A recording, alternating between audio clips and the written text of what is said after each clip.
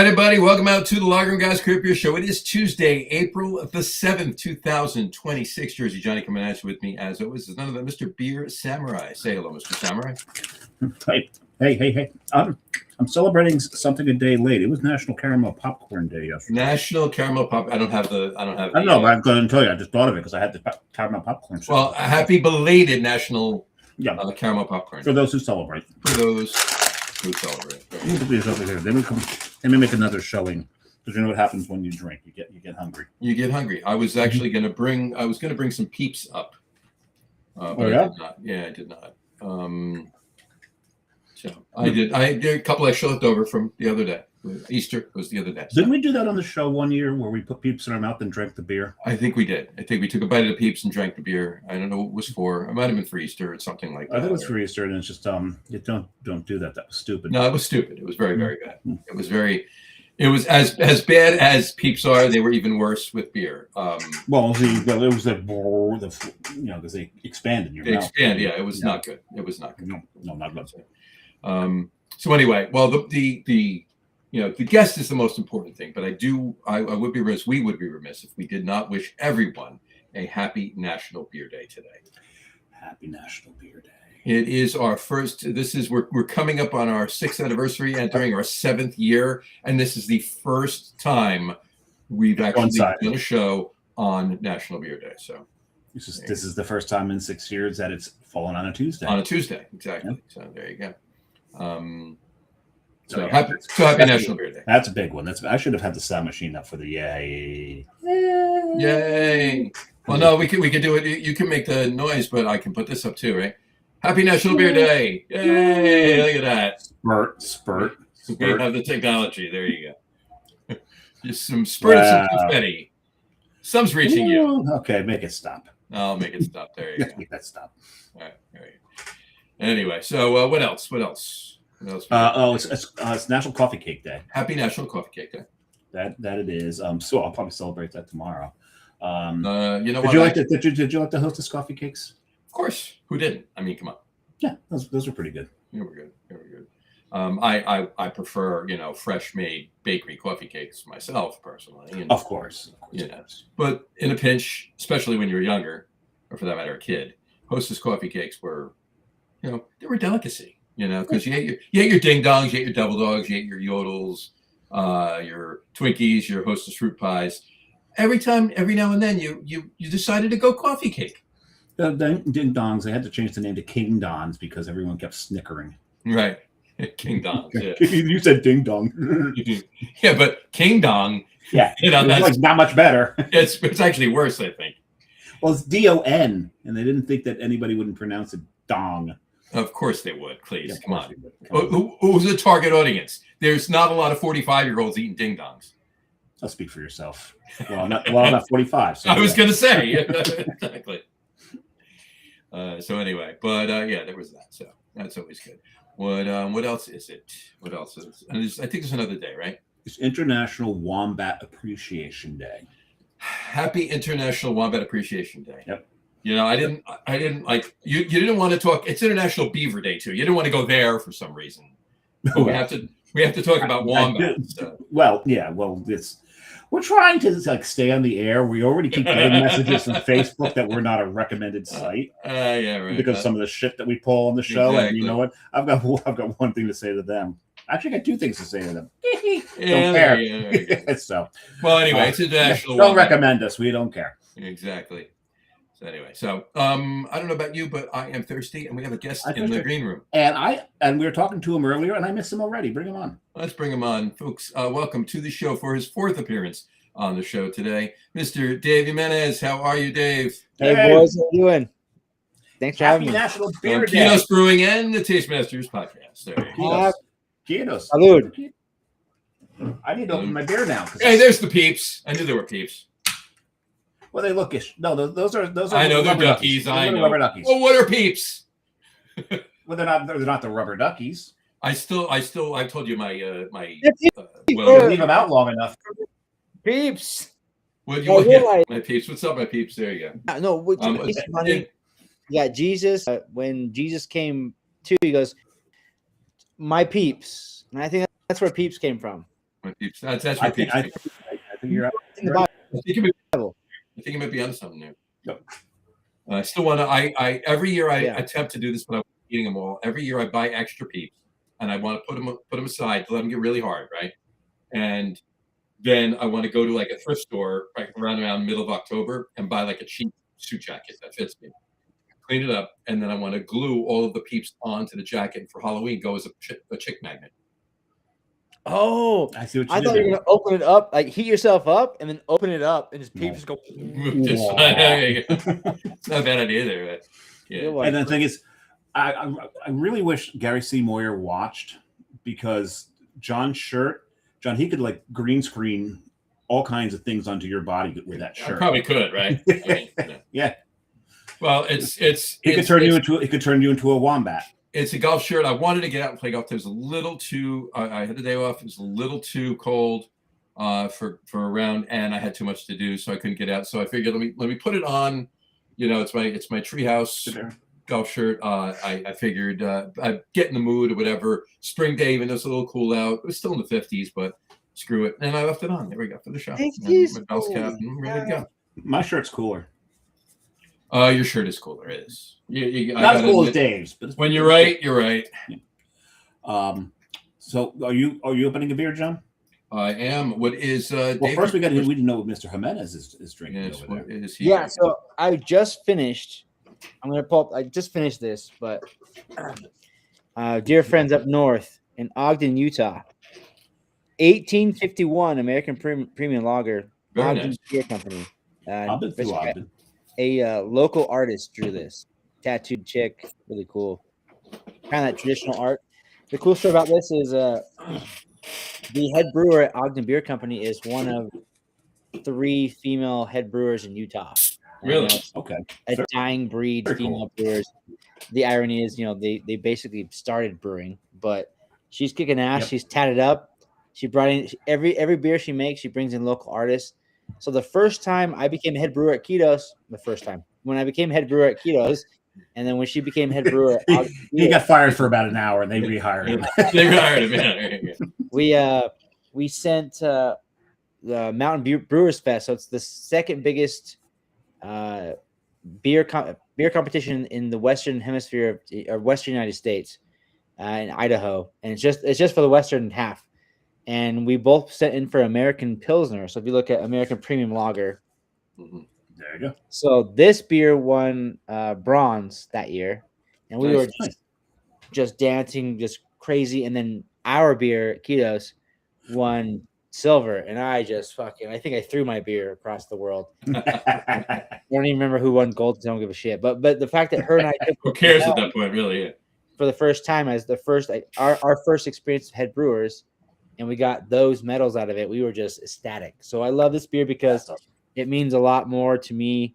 When your friends make awesome ass liquid, I mean, it just hits harder. Nice. To be honest with you, anytime I speak with, any Spanish speaking friends of mine, I always try to use the word mucho because it means a lot to them.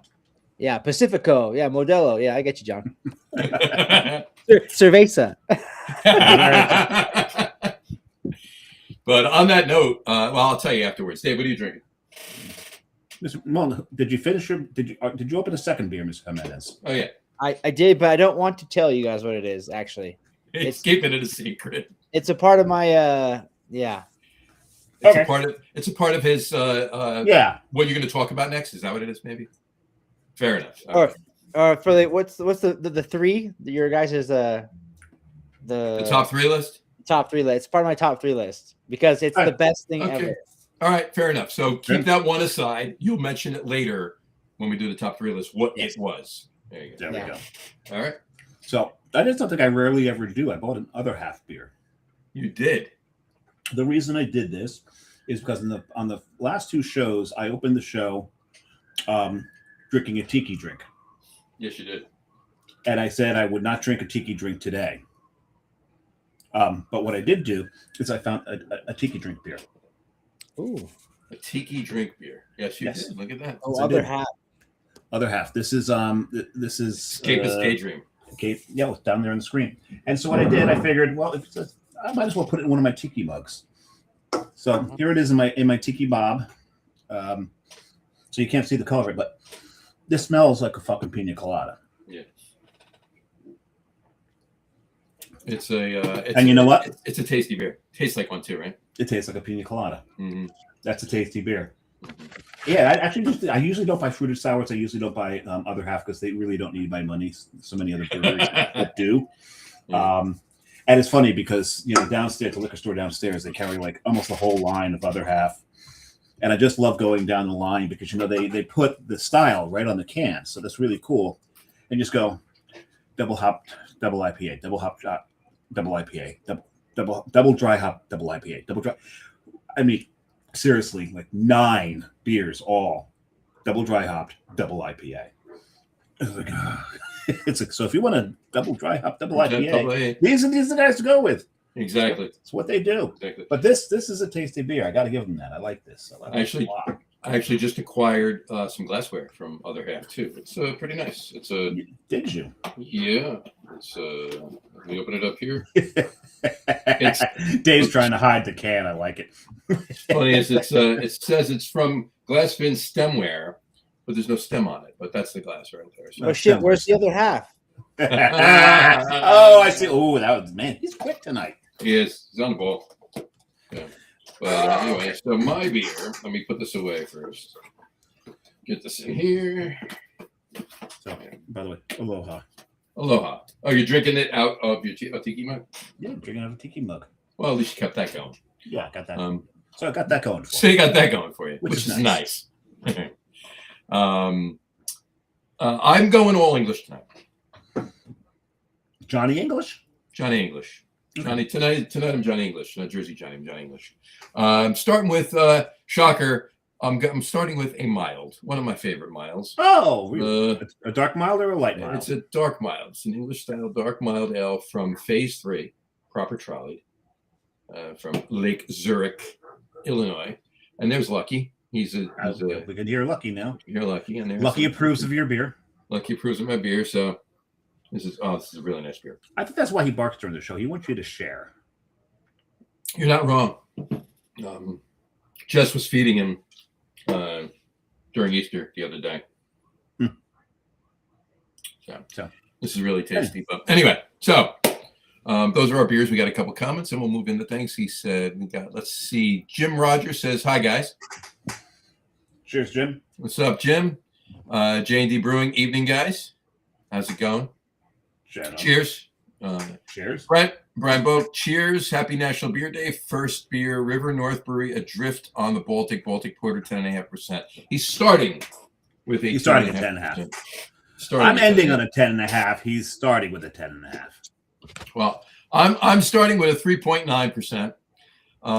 My second beer is 5.5, and my third beer is 3.8. So there you go. There you go. Yeah. Trying to be nice and sober at the end of the show. I may not be. You might not be. I'm going to ratchet up a little bit. Depending on how long the show goes, I may pour something else, but that's besides the point. Yeah, but anyway.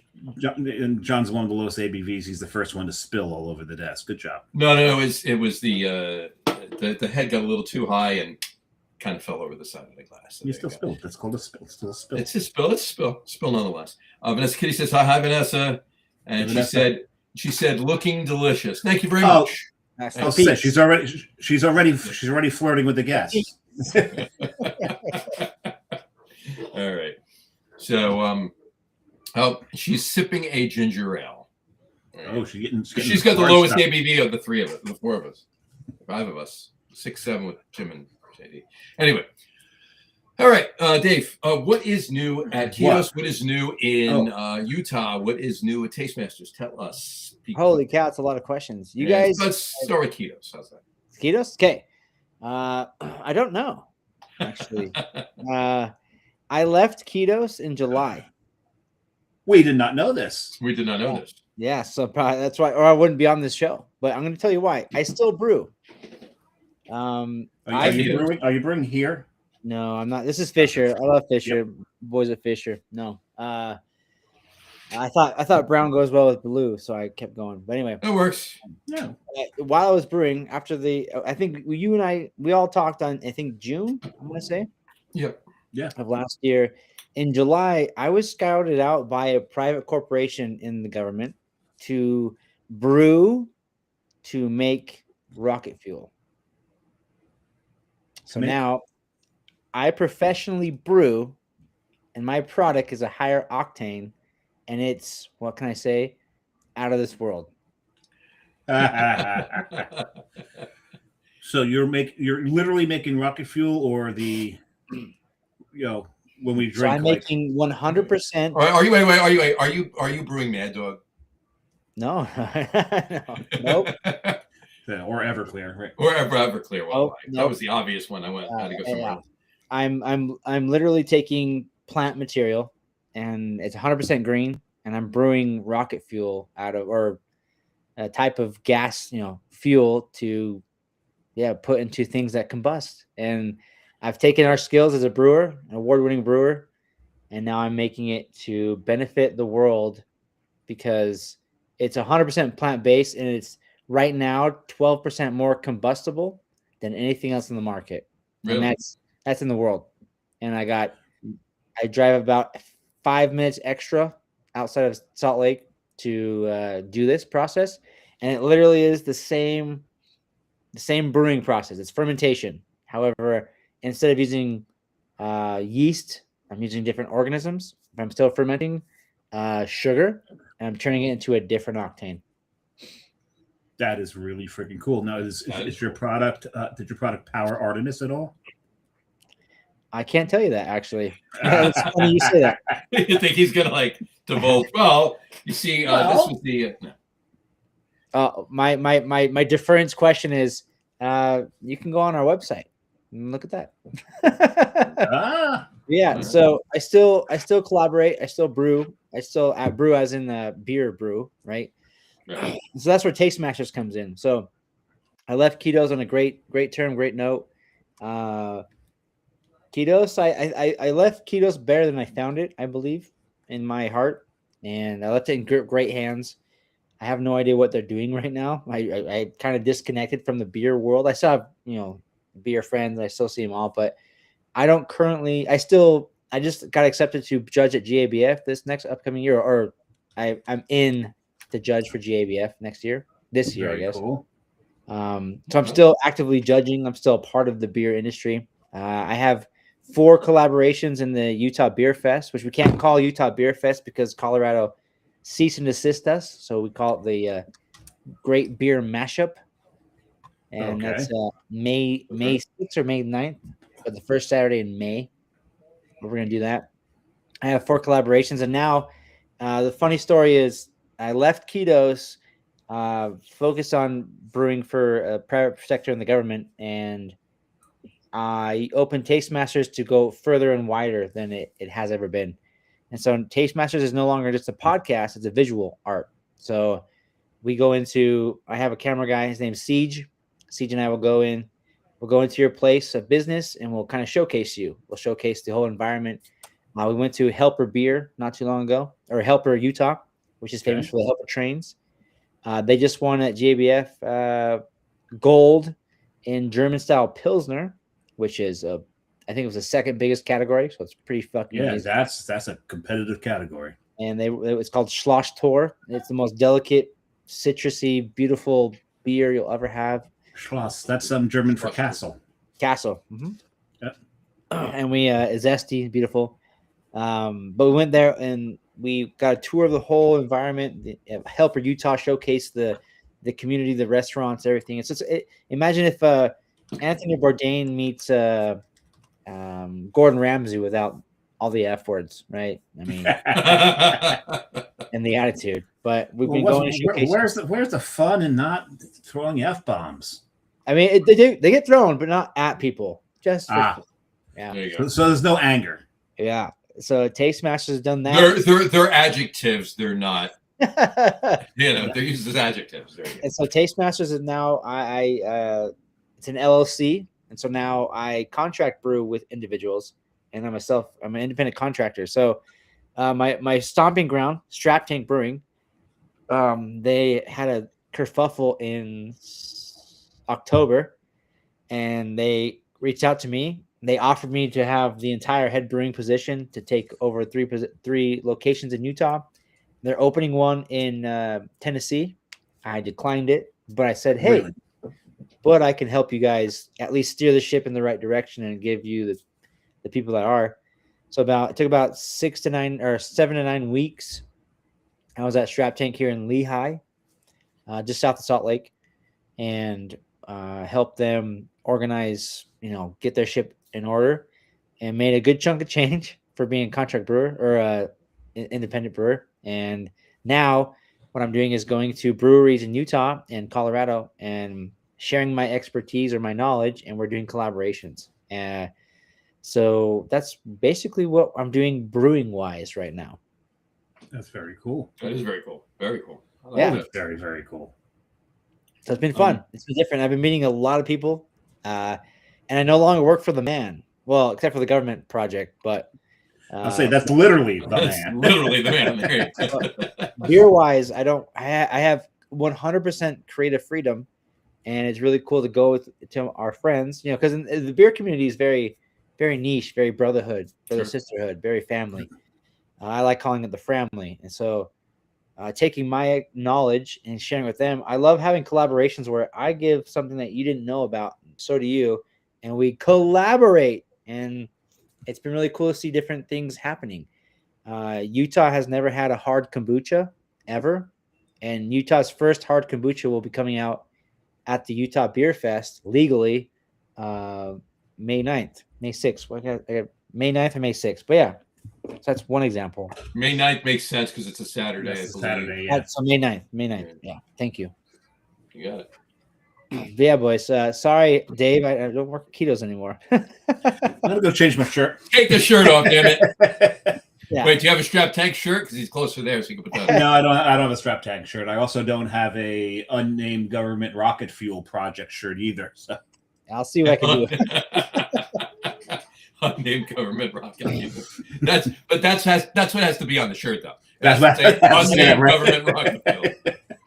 Unnamed government plant-based rocket fuel. There. Fermented rocket fuel. So that whole thing when I was interviewing for this position, I felt like James Bond. I had to sign my life away, NDA, blah blah blah blah. And when you go in, you have to. It's a Get Smart where you have to open like the different doors. Yeah, it truly did.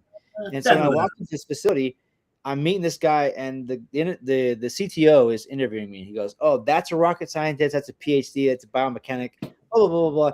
You're going to be working with a bunch of scientists." And I sat there and I went, "Well, I'm a mad scientist." And the guy goes, "Holy shit! Okay, you're in." Just like that. Yeah. She said, "Well, you should have tested and go, well, I'm a Zymurgist." A Zymurgist. And see if he figured that one out. He wouldn't have. No. I'm a scientist. I in the discipline of zoology. Hey, I create all kinds of funky gases too. So There you go. Yeah, Dave. You can't. I don't think you get a job doing that.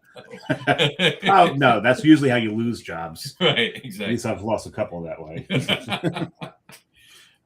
That's another open. You got to write that time down. But Why did you finish the beer already? this beer is going down very quickly. Never mind. Oh, he's bad. He lifts it up so he can take a sip of the beer. No, we don't see it. Also, we can't see the can. Yeah, exactly. because he's Because- saving it for later. This beer that I found is hands down the best. I mean, it's literally changed. I'm telling everyone about it. Everyone. And you guys, I promise you'll go get some after this. Watch. Works for me. If it's available here. It is. I swear to your various gods, it is. That's a beautiful thing. I will have to run right down and get that then. Let's see, I've got a few gods sitting over there. In honor of Beaver Day, it is there. In honor of, what did you say? Beaver Day. In honor of Beaver Day. International Beaver Day. International Beaver Day. Was that? What's your favorite? Here you go. What's your favorite line from a movie, TV show, whatever, with the word beaver in it? See, that's not fair because John's already got one in his head, so he's going to Oh yeah, you're You're gonna. I can think of a couple. Well, I'll give you the one. I'll give you the one I'm thinking of already. In Naked Gun, when Priscilla Presley's up on the ladder and Leslie Nielsen looks up and says, "Nice beaver." She says, "Thanks. I just had a stuffed," and she hands down a stuffed beaver to him. Yep. Yeah. Okay. Yeah, actually, my favorite beaver story came from oh God, what's his name? The You Might Be a Redneck guy, Jeff Foxworthy. Foxworthy, yeah. He's saying that people at the at the end of the show like to come up and talk to him, and he's like he just wants to go home, and so he's like glazed over while they're talking to him, trying to tell him funny things. And so one guy comes over and goes, "Can I tell you the story of when my cousin got his nipple bit off by a beaver?" And he goes, "Well, you have my full attention." All right, I am listening. Yeah, I don't have any beaver jokes. I don't. There's another one. Yeah, what was the show? How I Met Your Mother. Yeah. Barney Stinson. Not Barney, but what's the guy's name? The main character. Ted. Ted Mosby. Yeah. And the girl. What's her name? Robin. So Robin, I love he keeps doing it with the camera. Robin shows a commercial she was in Canada. She's from Canada, and it was a TV show or something like that. Yeah, she was a news anchor. She was or something with Alan Thicke, yeah. And whatchamacallit, they something with a beaver. I don't know whether they a wooden beaver or something beaver, woolly beaver. That's what it was. Or Willie Nut Beaver. Big Lebowski. He goes, "Nice marmot." That's right. That's right. There you go. Marmot. All right. So we've beaten this one. We've beaten this beaver. A marmot's just a woodchuck. We've beaten in the mountains. That's all it is. We've beaten this beaver thing. Yeah. Oh well, hold on. Yeah. Then there's the television one. One of the best things ever. Beaver, yeah. Leave It to Beaver. Remember that Beaver. one? Jeez, Ward, you were really hard on the beaver last night. Right. One of the dirtiest lines ever gotten past the censors in 50s TV. Exactly. Amazing. All right, Ward. There you go. Ratings are skyrocketing. Right. Yeah. Kudos, Ward. All right. All right. Are you? Do you think they named that show Leave It? You think they named that show Leave It to Beaver and made the main character's name Beaver just so they could eventually tell that joke? You know what? It would not shock me. It would not shock me that was the case. It would not shock me. No. So I don't think so. I think so. You do? Yeah. It was a weird choice of nickname for a kid. The director's wife. She's like, it's right there. It's just it writes itself. Yeah. Low-hanging fruit. Yeah. Yeah, exactly. I'm your Scottie Pippen. Just dunk it, Michael Jordan. Just put it right in. Just put it right in. Nice. Anyway, all right. On that note, Dave, what do you open for your second beer? I've opened a rare barrel. I'm pouring it into How rare is it? So rare that I had two of them, and it's my last one, so it's gotten even rarer while we've talked. And this one's called Hi Up There. Hi. In my beautiful balloon. Is that the association? What's the association? Yes. And this is a mixed fermented ale. And this has got, I got to put my glasses, my cheaters on to read this thing now. And I just dropped the freaking glasses. So, here they are, they're down here. Okay. Funny thing is, my age, you bend over like that, you stop breathing. Cotton candy white apriums. Jesus Christ. That's what it says. Cotton candy white apriums. Okay. That's what it's brewed with. Cotton candy white apriums. There you go. I don't know what those are. I don't know what those are. I don't know either. Dave, do you know what those are? White aprons? Yeah, they're aprons, but white. Oh, you should have read those. And one of them says "Kiss the Chef," right? White's not good. Stupid over there. I'm with stupid. You shouldn't wear white. You can see it shows the blood too well. There you go.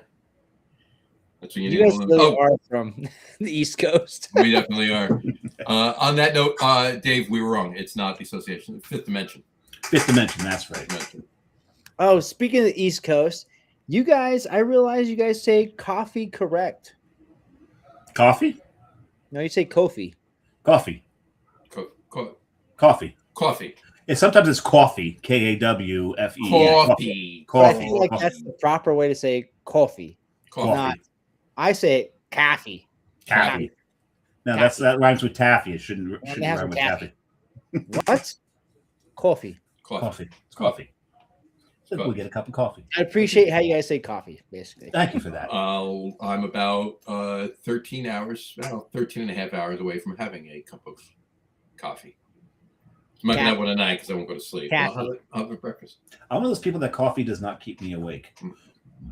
I can, when they, when you're at an event, they come around and like everyone's like a decaf. Like, give me the high test. Yeah, high exactly.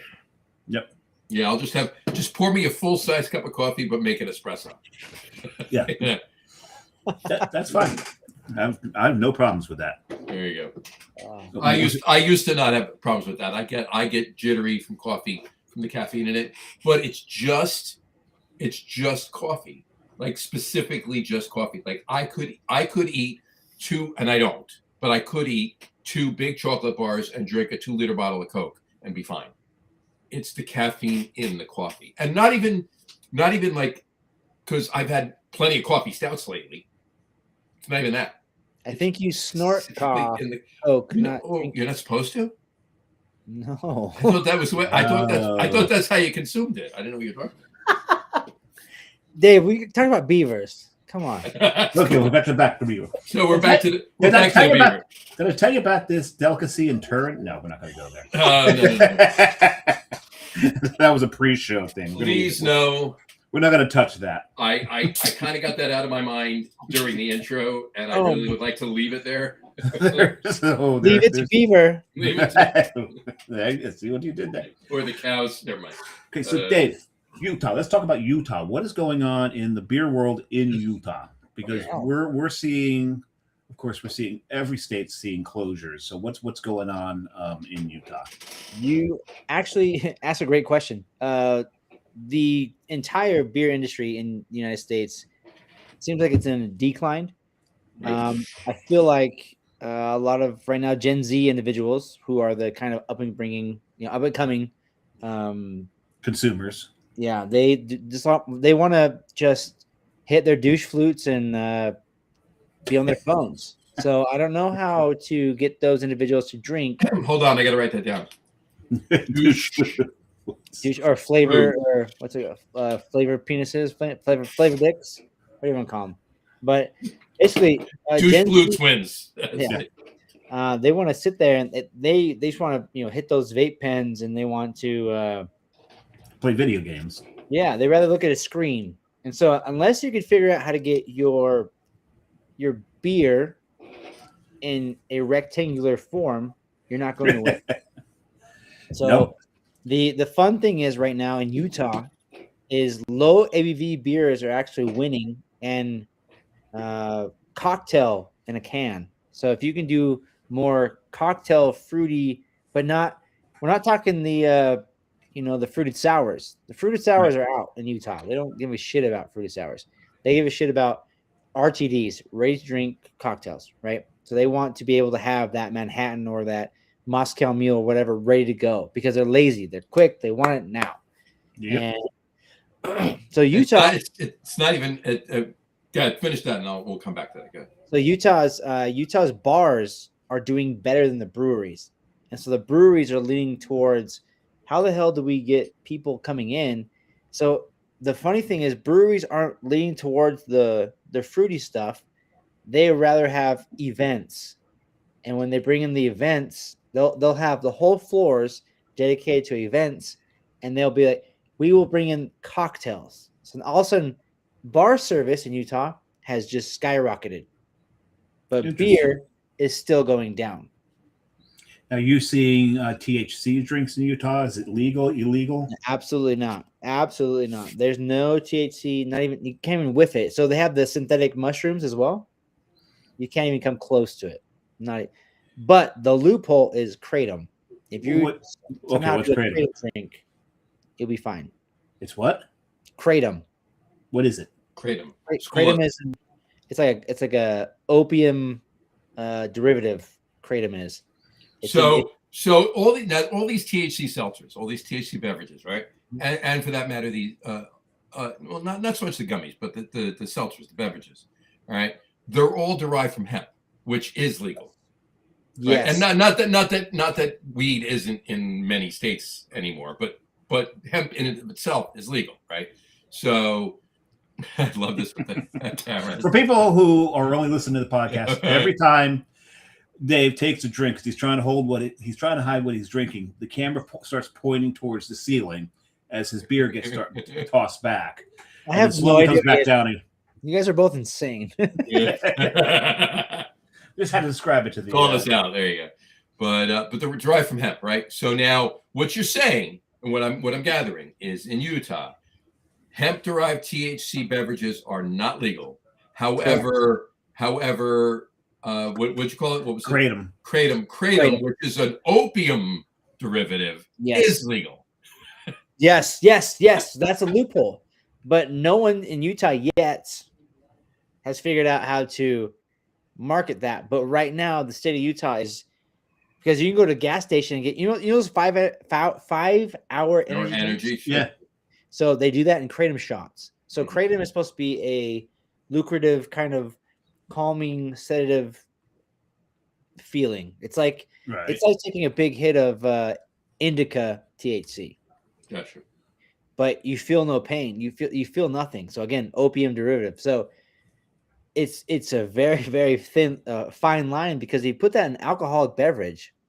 The DABS, who controls the Utah liquor laws, and Utah controls everything, because Utah is one of the few states where it's Mormon LDS ran, right? Right. So they have their eyes on everything because it's their state. It's their state first, and then they became part of the United States. Right. And they will not let you forget that. It's Mormons first, LDS, and then Americans. It's really weird. So they make money off of what you bring here. So if you're bringing kratom, or you're bringing THC, or you're bringing mushrooms, or you're bringing alcohol, they want their money first. So they're hesitant on it first, and then there's a loophole. People bring it in, they see it makes money, but all of a sudden they see it has side effects, and they go, "Oh shit!" Boop boop boop boop boop boop. Because if we let our people do this, then that means the members can also do these things. Right. And so they reel it back in. And so right now, kratom is the number one thing talked about over the Iran war. Everything is kratom, because kratom is the loophole that you go to a gas station. A 18-year-old can go to a gas station, take these 5-hour energy drink kratoms, and get high as a kite and get behind the wheel. Right. And they will not show an alcohol level of 0.05 in Utah. Right. If they're sober, according to the driving under the influence, but they seem high, but they can't prove it. And so now it's like, oh shit. So wait a second. Kratom has taken over the conversation in Utah, even over soaking. So what you say is soaking is your coffee. Coffee is just like, and now we're not going to explain it to everybody. No. Yeah, well, I'll tell everybody. It's the coffee cakes we were talking about before. In your coffee, you soak the coffee cake. Yeah, that's what it is. That's what we're talking about. That's what it is. Easy peasy, done. Right. So in Utah, there's Beaver, Utah. Beaver, Utah. Beaver, Utah. You take the coffee cake, and you soak it. Or a cruller, if you will. Or a cruller. Yeah. But Beaver, Utah is also known as BYU, by the way. No, it's not. No. Sorry. But that's So going back to the original, the question is, Utah beer sales are still declining, but not as fast as state countrywide. Interesting. It's because I was reading, and I was going to bring this up too. It's perfect timing with this. Well, first of all, let me just talk about the RTDs. To your point with the RTDs, RTDs are everywhere, right? They're ready to drink. They're canned cocktails, and there are just so many of them. Everybody has a lot of breweries have canned cocktails, and kudos to them, because now they're finding another revenue stream. So that's fine, right? But they are taking everything over, and I'm not gonna be a hypocrite. I've had them, right? So it is what it is. I have one sitting over there that I want to actually have on one of the cocktail podcasts we do, but so. But in any You've event, done it before, so yeah, exactly. But it's not just like we say, the RTDs, the canned cocktails. There are a lot of vodka manufacturers, gin manufacturers, tequila, bourbon manufacturers, Penelope. They put out a full 750 of RTDs of a cocktail. So it's I have a bottle of Penelope right over here. It's an apple cinnamon old fashioned.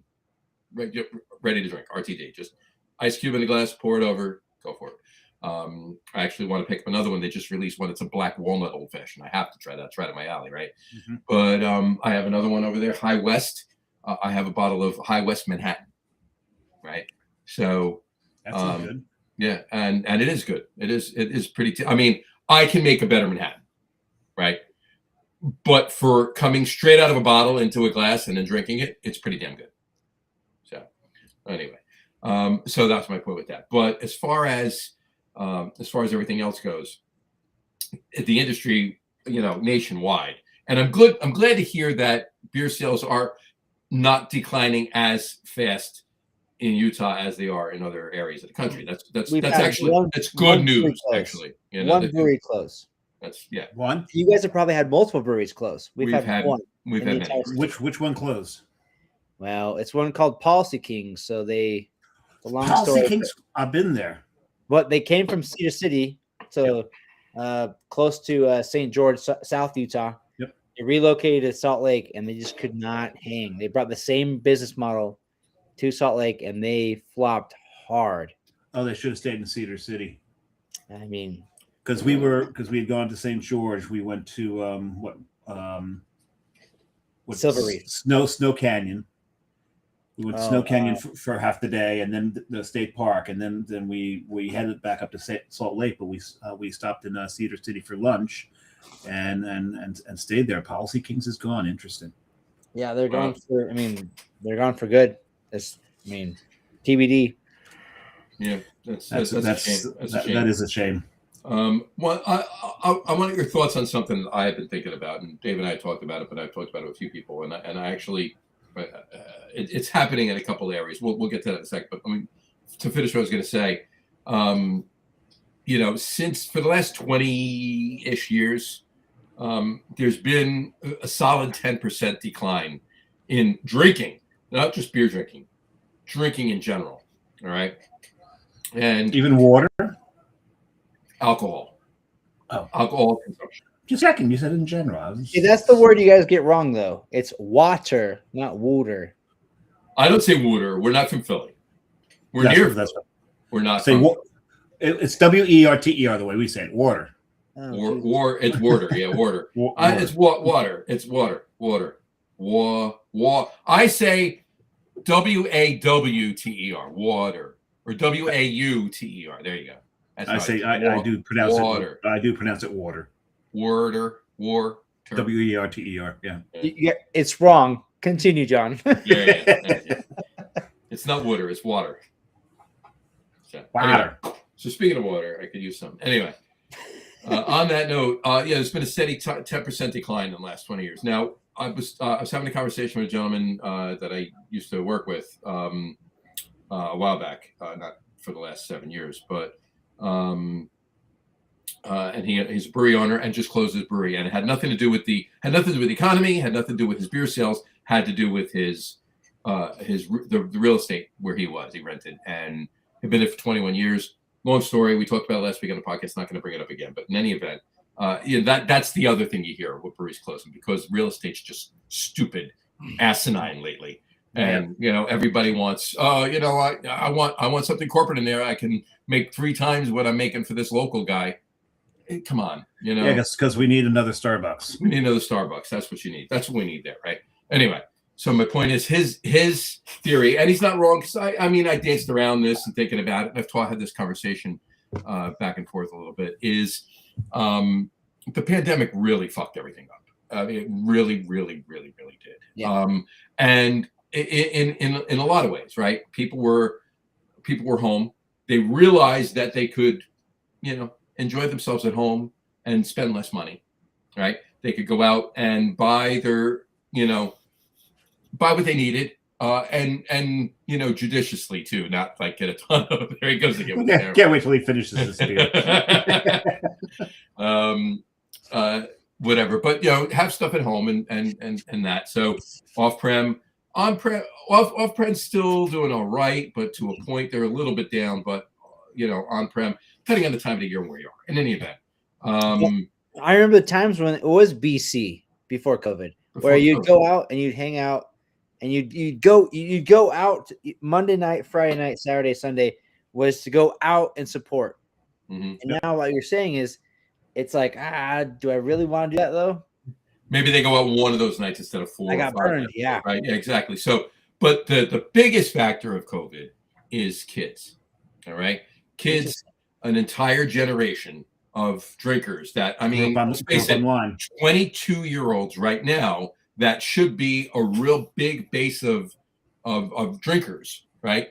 Were 15 or 16 at the pandemic, and they were sitting home. They weren't going to school.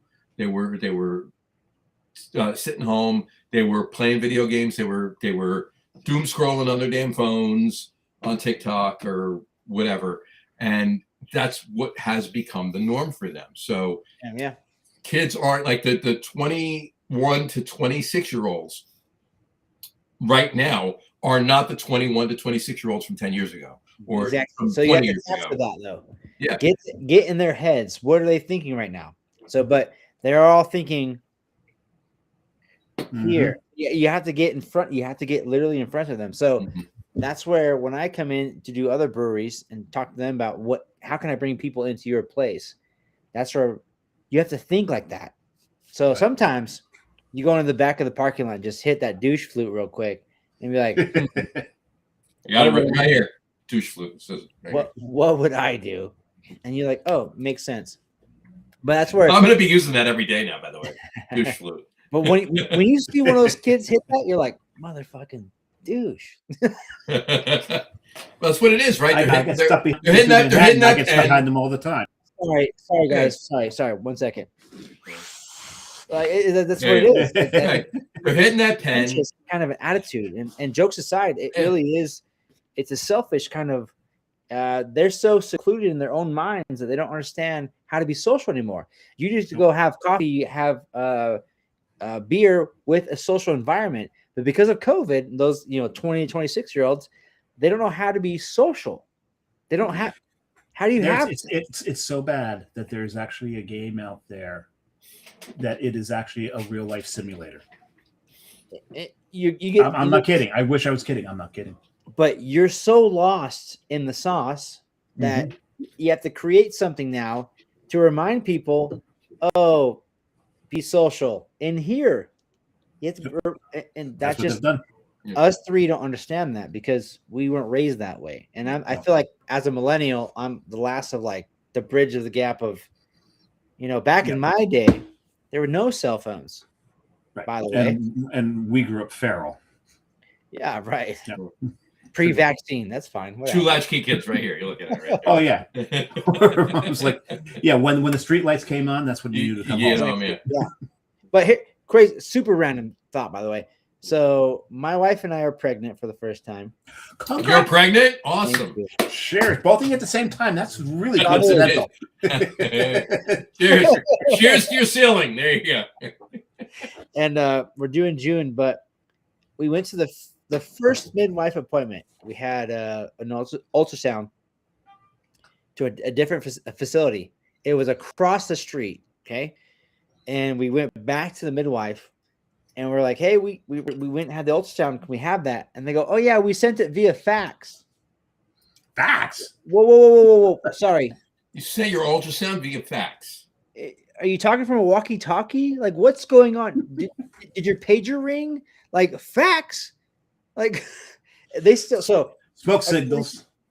Passenger pigeon, But hospitals still use fax because right now it's the safest way to send information, delicate information. And that blew my mind because we have encrypted data, emails, passwords, face detectors, blah, blah, blah, blah. Fax, guys. The kids are still using fax. Hey, That's if crazy. it works. If it Yeah. works. Just the facts. Just the facts. Just the facts, man. A couple of comments really quick. Stephen and Caro is watching. He said, LMAO, he laughed at something 20 minutes ago. So Yeah, he was laughing at. we were I think it was the beaver. No. We were starting to make fun of the Gen Z. Oh, okay, gotcha. Oh, with the douche. No, before douche flute. Before douche flute. Yeah. I gotta break the seal. You guys are gonna hate me, but you're gonna see my ceiling real quick. Hold on. Oh, okay. There you go. There you go. I thought. All right. Speaking of doing that, let's continue. Well, no, We'll just continue down with the comments. Brian Boak is writing. This is one of my favorites. Prairie Artisanal Ales from Krebs, Oklahoma. Prairie Bomb, Imperial Stout aged on coffee, cacao nibs, vanilla beans, and chili peppers, 13%. That is. I love that. You know what? That is a solid.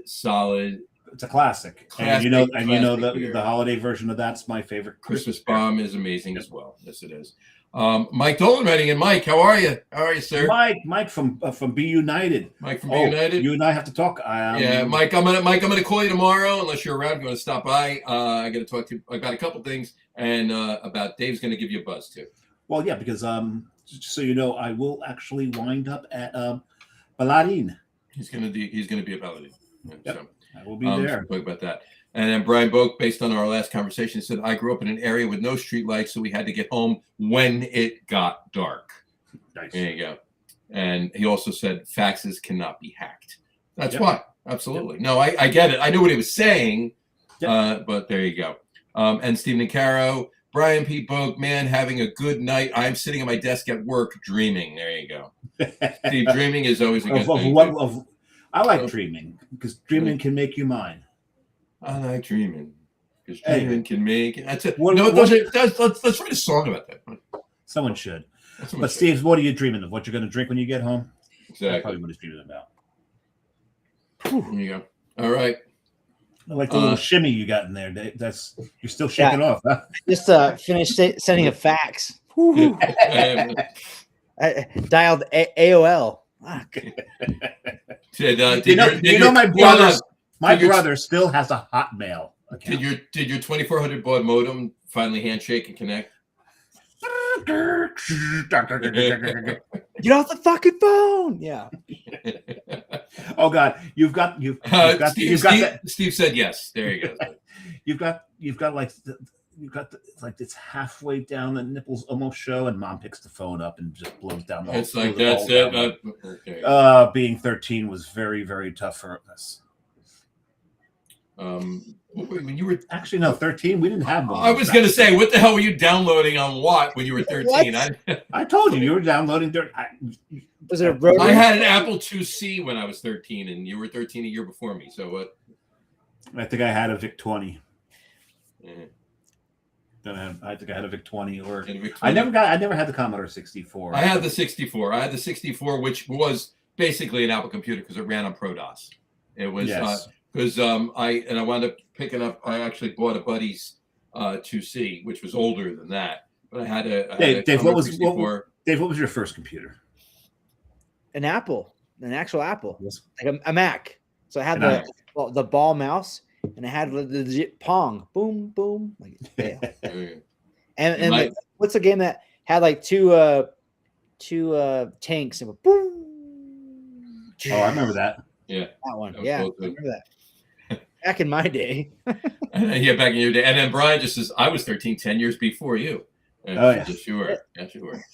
And then Steve is dreaming. He says, on night shift for 3 months, so my days are a little mixed up, but listening and seeing what you guys are drinking is perfect cover for me. There you go. Well, jokes on you, Steven. You cannot see what I'm drinking. There you go. You will eventually. We'll find out eventually what it is. So. Yeah. No, but by the way, speaking of drinking, really quick, I never put up what I was drinking for my second beer. Oh, what are you drinking? I'm half done with it already. So I know it's an Elder Pine. It is an Elder Pine. I can see the can. There you go. It's Bitter Geezer. Oh, they named it after you. Nice. They named it after me. There you go. In fact, that's a caricature of me. There you go. There you go. No. Bitter geezer. There you go. That's you in early onset rigor mortis right there. Exactly. Bitter geezer. Yeah, it's Nice. an English style ESP. I like that logo. Everything's Very style, right? simple. Very elegant too. Yep. Yeah. I And like they that. make fantastic beer. Elder They Pine's really, fantastic. really do. Out of Maryland. Couple of great. There's a lot of really good liquid down in Maryland too. Between Elder Pine, Sapwood Cellars, there's a lot of good things. So you're on an ESB kick right now. I'm Just on British. British. I went Dark British, Pile yeah. ESB, and then I have another one after, different style, but still in Old Blighty. So there you go. All right.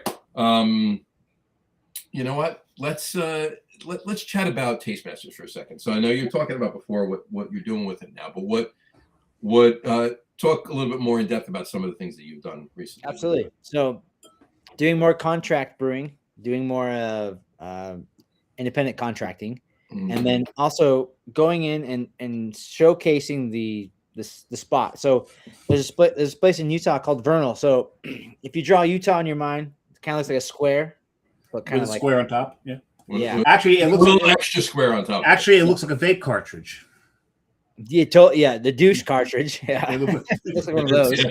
So if you draw the douche cartridge, Utah is the original douche flute. so in the corner, We're going to get banned in Utah. sorry. Shape, I the haven't shape, yet. not. I have not yet, so you guys are fine. I have long hair, tats. I'm kind of brownish. I drink beer. I'm okay. You're right. USB fan, yeah. It's Your progressive. last name ends in Progressive. EZ, so that's never a... Yeah. They're like, Yeah. Jimenez, what's that? Jim and Ez, what? Yeah. Both of you? Exactly. Is that Native American? Yeah. Because we like them people. Yeah. And then I go to the four corners. Anyway, different. So the opposite of the four corners, the top right, so the northeast corner, not the small square, but the bigger square. Yeah. Okay. Yep. Where Utah meets Colorado is Dinosaur National Monument. It's majority of it is in Colorado, so the national park is part of Colorado. But in that corner is Vernal Brewing, or Vernal. Vernal is the last city you go in before you go into Colorado and get your weed. Yeah, literally. Here's Utah, Colorado, weed, no weed. Okay. So, Vernal is founded on oil, gas and oil. Okay. So Coming soon, plant-based rocket fuel. what was that? And coming soon, plant-based rocket fuel. Oh yeah. See ya, dinosaurs, right? But this is dinosaur based, and so my friend Ginger Bowen out there again. I mentioned there's 3 female brewers in Utah, and she's one of the 3. So she's holding the corner of Utah, and she owns Vernal Brewing. She uses great malt. She has awesome beer, and in Vernal Brewing, she has this spot with a bunch of culture and heritage. She's in the middle of Utah country, Mormonism, and then she has THC, Native Americans all around it, and dinosaurs. So the last Tastemasters episode, we went out there, watched her brew, watched the whole episode, watched her showcase entire Vernal. Come to find out, her and her family own like an 11th of Vernal. Like they own the whole fucking city. Really?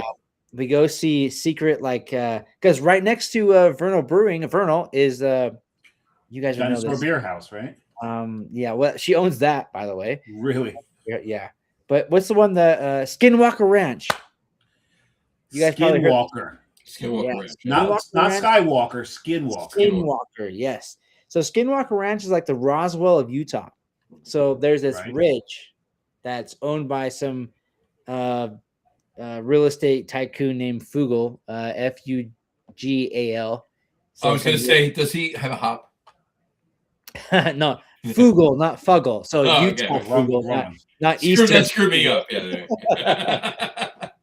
And so Skinwalker Ranch is a literal plateau that's haunted, and there's spirits and there's Native Americans. Mm-hmm. Native Americans have deemed this, don't fucking touch it. But this rich white guy showed up and like, I'm gonna buy the whole thing and then just try to investigate it. Boom, whatever. But every year there's like a Comic-Con for aliens. I think it's called That'd be a good name for it. Ooh. Oh my God, really? It's That's cool. called Ooh. And you gotta say it like that too. It's not just ooh. Ooh. It's some kind of Comic-Con, but for extraterrestrial, like ET stuff, right? So Vernal, we went to Vernal, we showcased all of this, and we went, got a dinosaur. Like there's a whole wall dedicated to dinosaurs. So there's an earthquake that happened, pushed up this wall of dinosaur, and there's dinosaur bones all across this wall, and different dinosaurs from different eras. And they go, why? Come to find out, a river bed moved these dinosaurs down to a shallow Bonneville Lake, and then the Earth just like popped it up one seismic event or whatever. So you go to Dinosaur Monument, and you see not only history, like millions and billions of years of history, but you also see Native Americans, American people. Like Vernal's so rich and popular.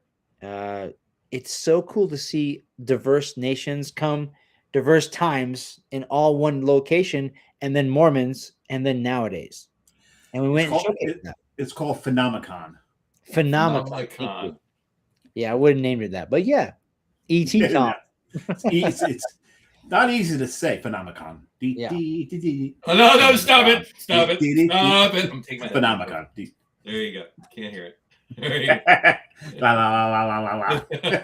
I don't know what's worse, that or the Cars for Kids jingle. One of those two. Oh, I don't know. Those are the two. Luca's up there too. Yeah, I could deal with that song, but those two are the two worst earwigs for me. I can't friggin' stand them. Anyway. But then Tastemaster, so what we're doing is we're trying to showcase other individuals. So South Utah, the only cidery in Utah that actually grows their own orchard or has their own orchard, growing their own apples. They have over 100 varieties of apples in their own orchard. They started it with 10 acres in Torrey, Utah. So Capitol Reef is a national park in Utah. On the edge of Capitol Reef is Torrey, Utah.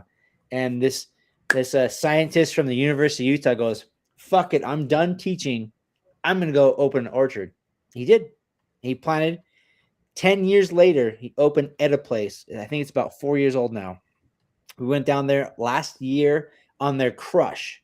So we showed up. It was probably 20 degrees. We showed up and they have this whole conveyor belt that goes and crushes the apples.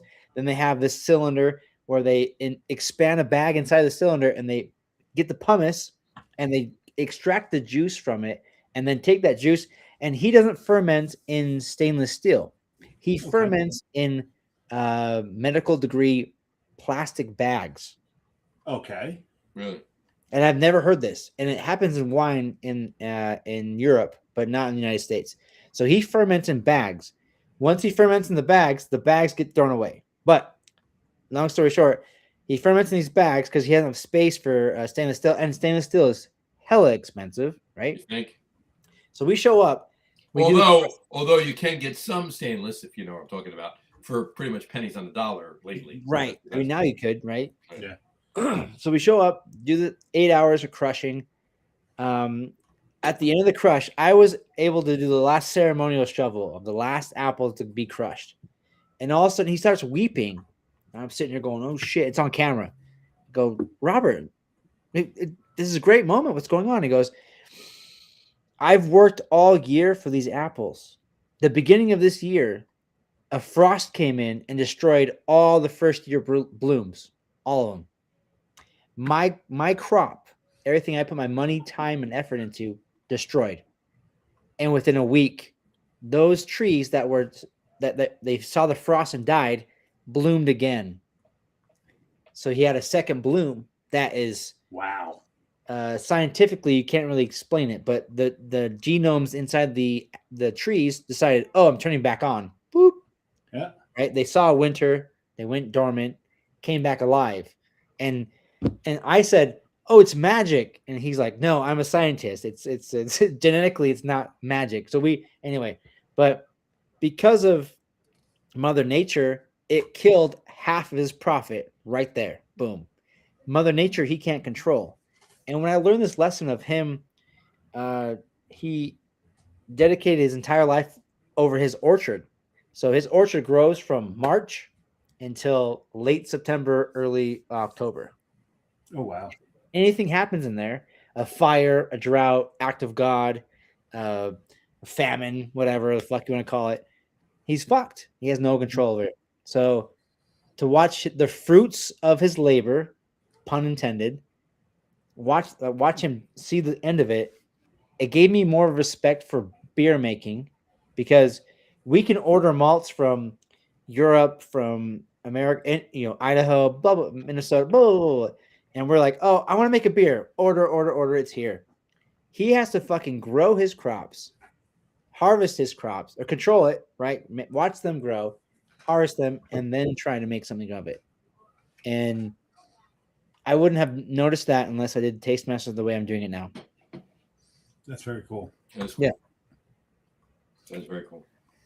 So, I actually drove through Torrey. there you go. Well, next time Torrey, in Torrey and support local. Well, did she complain? I actually did stop in Torrey because there was a beer store in Torrey, and I can't find it on the map right now. And I stopped there and actually did buy some local beers at this beer store. Yes, Interesting. Speaking of beer store, there. Speaking of beer stores, I almost went when I went up to Defiant a week and a half ago. I almost stopped in Cable Beverage. They closed early that day, so I couldn't get there. Because if you wouldn't be here right now. You'd still be there. Mm-hmm. Yeah, I'm trying to figure out where that beer store was because I don't see it on the map anymore. So I wonder if it actually closed. Well, there's one beer store called the DABS, so the Utah Liquor Store. And if you went there, it's not local. That's owned by the state. No, it wasn't that one. And I don't think it's there anymore. We did stop for lunch in one of the locations, so we did support as much as we could while we're there, and then we of course turned back and went down Route 12 because I'll tell you guys beautiful. Torrey, Utah, beautiful. Yeah. Anyone who comes to Utah, oh my God, you should go to Moab. Moab is the coolest national park. Oh my God, Moab. But my dear friends and your listeners, Capitol Reef is the fucking shit. It's better than Moab.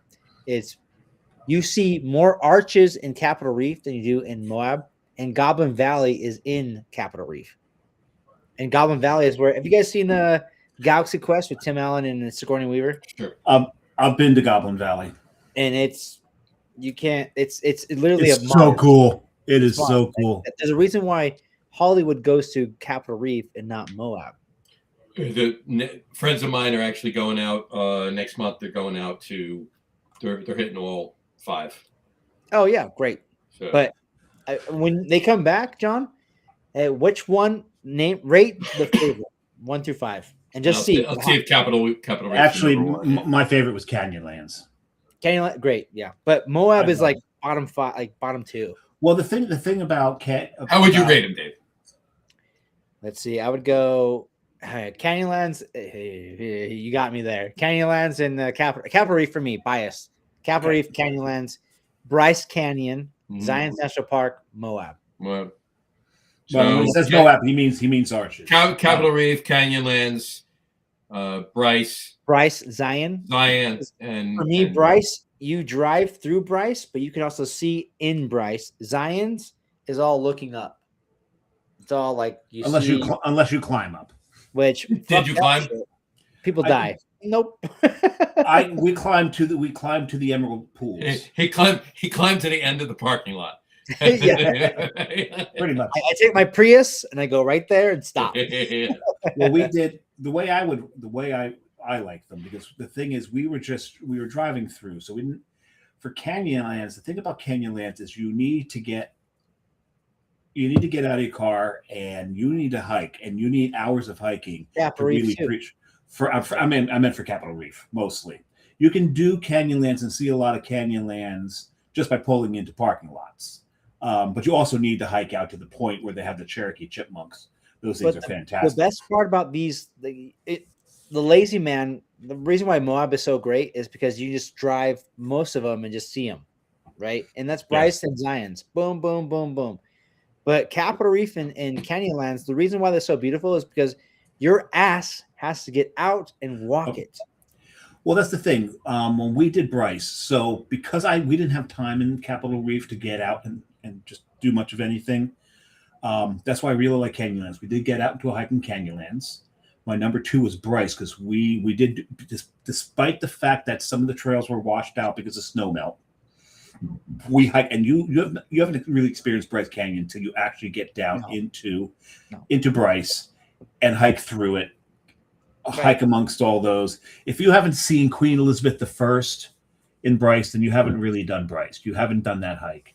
Then maybe Arches. The hike out to Delicate Arch was really kind of cool. And then Zion and Canyonlands. I didn't have enough time to give the Canyonlands to really appreciate it. And that was one of my regrets, is that I really wish we had spent a day in Torrey, spent a night in Torrey, so we could have experienced a little bit more Canyon. Now, do you think she was going to appreciate you spending a night in her? Well, happy international. No, we're not going to go there. No, so I get why it is, because my favorite was Canyonlands, because being up top on the rim of the canyon, because when you drive into Canyonlands, that's what's happened. You're on the rim and you're looking down at those. And what it did is it really made me wish I was 20 years older, so I could just put on that backpack, put all my gear in there, and just disappear in there for a couple of days, for a couple of weeks. Yep. Right, and you're not wrong. And Canyonlands and Capitol Reef, those 2 parks, that's what they're about. Yes. Arches, Bryce, and Zion, they're quick hits. Yes, they're quick hits. And the irony is, Arches is so famous because you have to get your ass out to go see the biggest arch, right? Delicate Arch, the most famous one, the one that's on the license plate. Correct. And besides that, the rest of it, you can just drive by and watch. Yep. I did. Brian Book actually just said those are all parks I plan to visit once I get my motorhome. There you go. Yep, you have to. They're just the big 5 across the bottom of Utah. It's the most beautiful part of Utah. It's probably one of the most beautiful parts of the country. Yeah, it's really. I mean, I love Red Rock, and again, biased. So, Red Rocks is beautiful. I love. It's just beautiful. Yeah, it's just something else down there, and if you're doing it, Goblin Valley, you need to get to Goblin Valley. You need to walk around Drop there. some mushrooms, go to Goblin Valley. You'll never regret it. I promise. And also, I really think that Snow Canyon's highly underrated. That place is so cool. Now, the thing is, I work with a kid who's from Utah, and his father is his father's a professor there, and he's part of the state park system. So when he found out that I was coming to Utah, he sent me a state park pass. Nice. So we hit as many state parks as we could, and the state parks of Utah, the national parks are fantastic. Do not pass up the state parks. They're amazing. Agreed. Yeah. There you go. Very nice. Did you just open your 3rd? Yes, I did. And probably halfway through this, I'm going to become very incoherent. I can imagine. This is a 10.5% barley wine from Jolly Pumpkin. Holy shit! Oh, Madrugada Obscura. Madrugada Obscura. I've been to Jolly Pumpkin's tap room in Grand Rapids. I haven't been to the brewery in Dexter, but I've been to the tasting room in Dexter. And the first thing that hits your nose is the bourbon barrel. Very nice. Ooh, oh my God! It's a sour barley one, John. Is it a sour barley one? It's a sour barley one. It's Jolly Pumpkin, so Jolly Pumpkin. Sour barley one. Whoa! I was not expecting that. I should have. You should have. Damn. This is an experience. This is a beautiful beer. And my only complaint, it's a barley wine. It's a little too effervescent for me because it probably went through second fermentation. Right. To get, they probably soured it in the bourbon barrel. Maybe. Probably. I don't know. Maybe. But it's a little too effervescent for a barley wine for me. But other than that, the taste is amazing. What do you got? Very nice. For my 3rd beer, I am drinking the Flood from Bizarre Brewing. It is a 3.8% London style brown porter. Okay, what makes it London style, Mr. Jersey Johnny? I would imagine the hops, the ABV of it, and the fact that Bizarre Brewing decided to call it that. More than likely. I think they called it London style because it's the same color as the Thames. Yeah, as it goes through London. I mean, look at it. It's I mean, it's a beautiful looking. I mean, it's darker than a brown ale, right? Obviously, so it's a dark porter. So to call it a brown porter, it's not too far off base there. But it's 3.8%. I haven't taken a sip yet. Hold on, I haven't had this beer yet, so I'll let you know. You need a drum roll. Oh, that's delicious. Delicious. I thought you say disgusting. Really he almost said this. That's what I thought he was going. He's like, that's disgusting. You know what it is? No, that's just delicious. But I said I combined the word just and delicious. And I thought you were going to. I thought he was going to go very. That's disgustive. Because the only European or the English like mild porter would be a Fuller's. I've only had that one. Right. Well, that's probably what they were going after. That they were probably going after Fuller's. You know, kind of caramelly, more dark. Yeah, I mean, it's like and Fuller's is a London brewery, so maybe that's why they called it London style. No, I wish cask. I respect Fuller's, and I'll drink it. This is really good. This is really good for 3.8. Now, Dave, you know me with miles, right? This is every bit as good as the best dark mild I've ever had, but more to more to the porter end of things. This is really good for 3.8%. This is amazing. I'm once again, Dave. Where did I get this from? Tavor. How many did I order?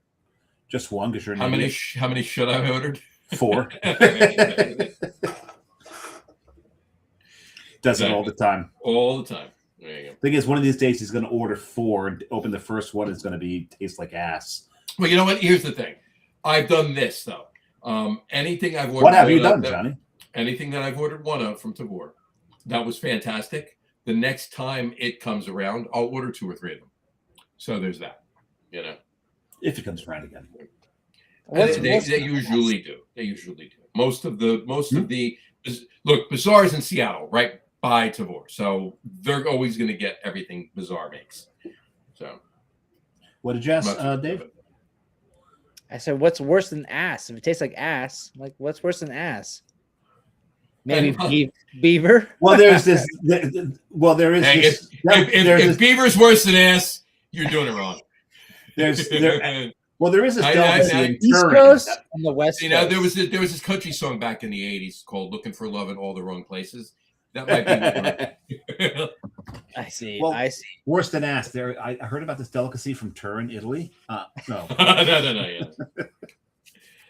We got a comment. I'm curious to see what it is. There you go. It's Brian saying he is brewing his mild on 4/18. I had let Brian know. A Saturday. That's a Saturday. I'd let Brian know that I would not be available. No, I've got to go. I have to go to Manhattan, to Lower Manhattan that day. Brewing a mild, be delicate. That's all I gotta say. That was myself and Brian and Neil. Neil. Hey. There you go. So we will be but I let Brian know that when he kegs the beer, I'll be there. And hopefully we'll see Brian. He's doing the early session at AC Beer Fest. We will be there on the late session. So Brian, if you could hang out for a little while. Me to set the seed. That's simple. We'll talk more about that in a minute. All right. You know what? Let's take a break from our discussions and let's do our top 3 list.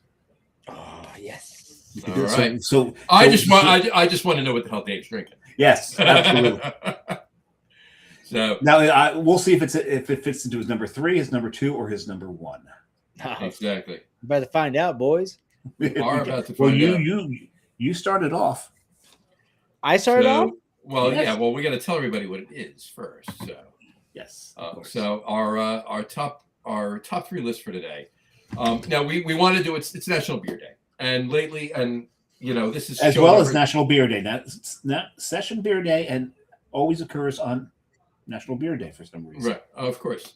So now we've lately this is show number 274, and with the other shows, the special shows we've done, we're upwards of 300 shows, right? So it's hard to always pick a beer category for our top 3 list. So lately we've been doing a lot of other top 3s other than beer, but for National Beer Day we had to do a beer list. So we went through, Dave and I were going for a while, we're going through our list of everything we've done to make sure we weren't repeating the list, and we've never done this. So tonight's top 3 list is top 3 favorite session beers. Top 3 favorite session beers. Mr. Jimenez, please kick us off and let us know what yours are. So typically, according to the Brewer Association, a session beer is typically below 5% ABV. We went. Well, our criteria was we left 5% in there, not 5.1, 5% and under. So we went. It's fascinating you guys ask me because in the state of Utah, no beer can be poured on tap below 5% ABV unless Above 5% ABV. Correct. Thank you. Unless it's a wine. Right. So if I had 11 or 12 taps and 11 of them were at 5%, that's okay.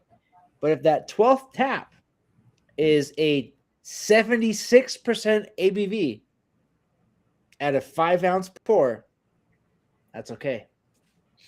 That is Utah law, my friends.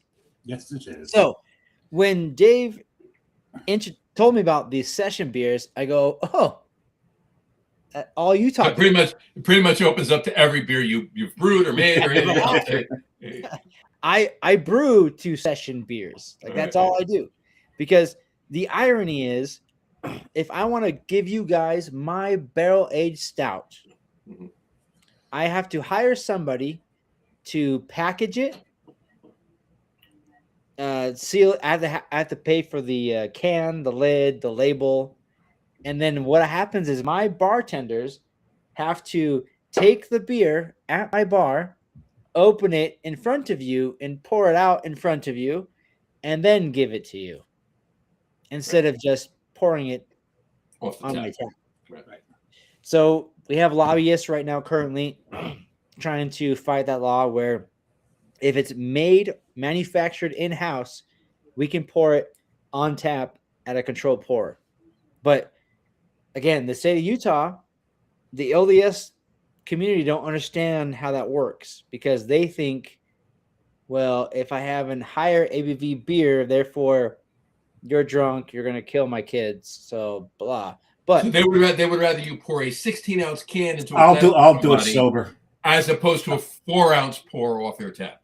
If the money's right, I'll do it sober. So 5-ounce pour is more detrimental than a 16-ounce can. Anyway, yeah, you're correct. Yeah. So I know session beers inside and out. I think Utah a decade ago, we were November 14th, 2021. Utah lifted the ABV law from 3.2% ABV to 4, right? So now we can pour a 5% ABV on tap or on draft. And so we made great IPAs at session. So with that being said, we all know Guinness. I can't say Guinness is probably this is not my top 3, but Guinness, I haven't had a Guinness at Dublin, St. James. So I can't say that's only one of the 3 of us has. Hold that thought. Oh, God damn it. I can't. I'm jealous. So yeah, Guinness, Yingling, and I love Peroni. Peroni is like my favorite domestic. Like Peroni, my favorite non-alcoholic beverage is Peroni NA. It tastes the same. Okay, interesting. Peroni NA actually does taste the same as Peroni. I will this at some point this Sunday afternoon. I will be drinking Peroni, and why? Because I will be. We're going to the Bronx Botanical Gardens, New York Botanical Gardens in the Bronx. And anytime we go there, we always go to Arthur Avenue for dinner. And what am I drinking other than drinking a glass of wine? I'm drinking Peroni. Yeah, drinking Peroni. So my number 3, not in order, but I'm gonna give you this. Number 3, I would love Helper Beer Schloss Tor. I named it earlier. Yep. It's a 4.8. It won gold last GABF. It's a middle of nowhere, Utah. Schloss Tor Helper Beer. It's a German style Pilsner. It's fantastic, zesty. It's got nothing but noble hops, a little bit of herbalness, a lime tea-esque. That's my number 3, right? Number 2, I love Peroni. Peroni is the best. Like I went to Italy, had Peroni at the brewery. Peroni to me is like just nostalgia. Okay. Number 1, what you guys are wanting to know what I'm drinking currently. Okay. Absolutely. You have Guinness, Yinglings, Peroni, Bud Light, Modelo. As a Mexican, I love Modelo or Bohemia. I guess Bohemia is 5 point. So Pacifico. So Pabst is like, as a brewer, Pabst is kind of like a dirtier corn flavor. Okay. Right. Fair enough. But Pabst just did something that was mind blowing. They just sent out something called Pabst Light. Pabst Light. Pabst Light is 96 calories. Okay. I just bought a 6-pack of Pabst Light for $6.36. That gave me, it's 16 ounces, right? It's 16 ounces. Okay. 6-pack of 16. Pabst does 6-pack 16-ounce cans. As Pabst regular blue Pabst Blue Ribbon and Pabst Light. And Coors actually does 16-ounce cans too in 6-packs. But yes, correct.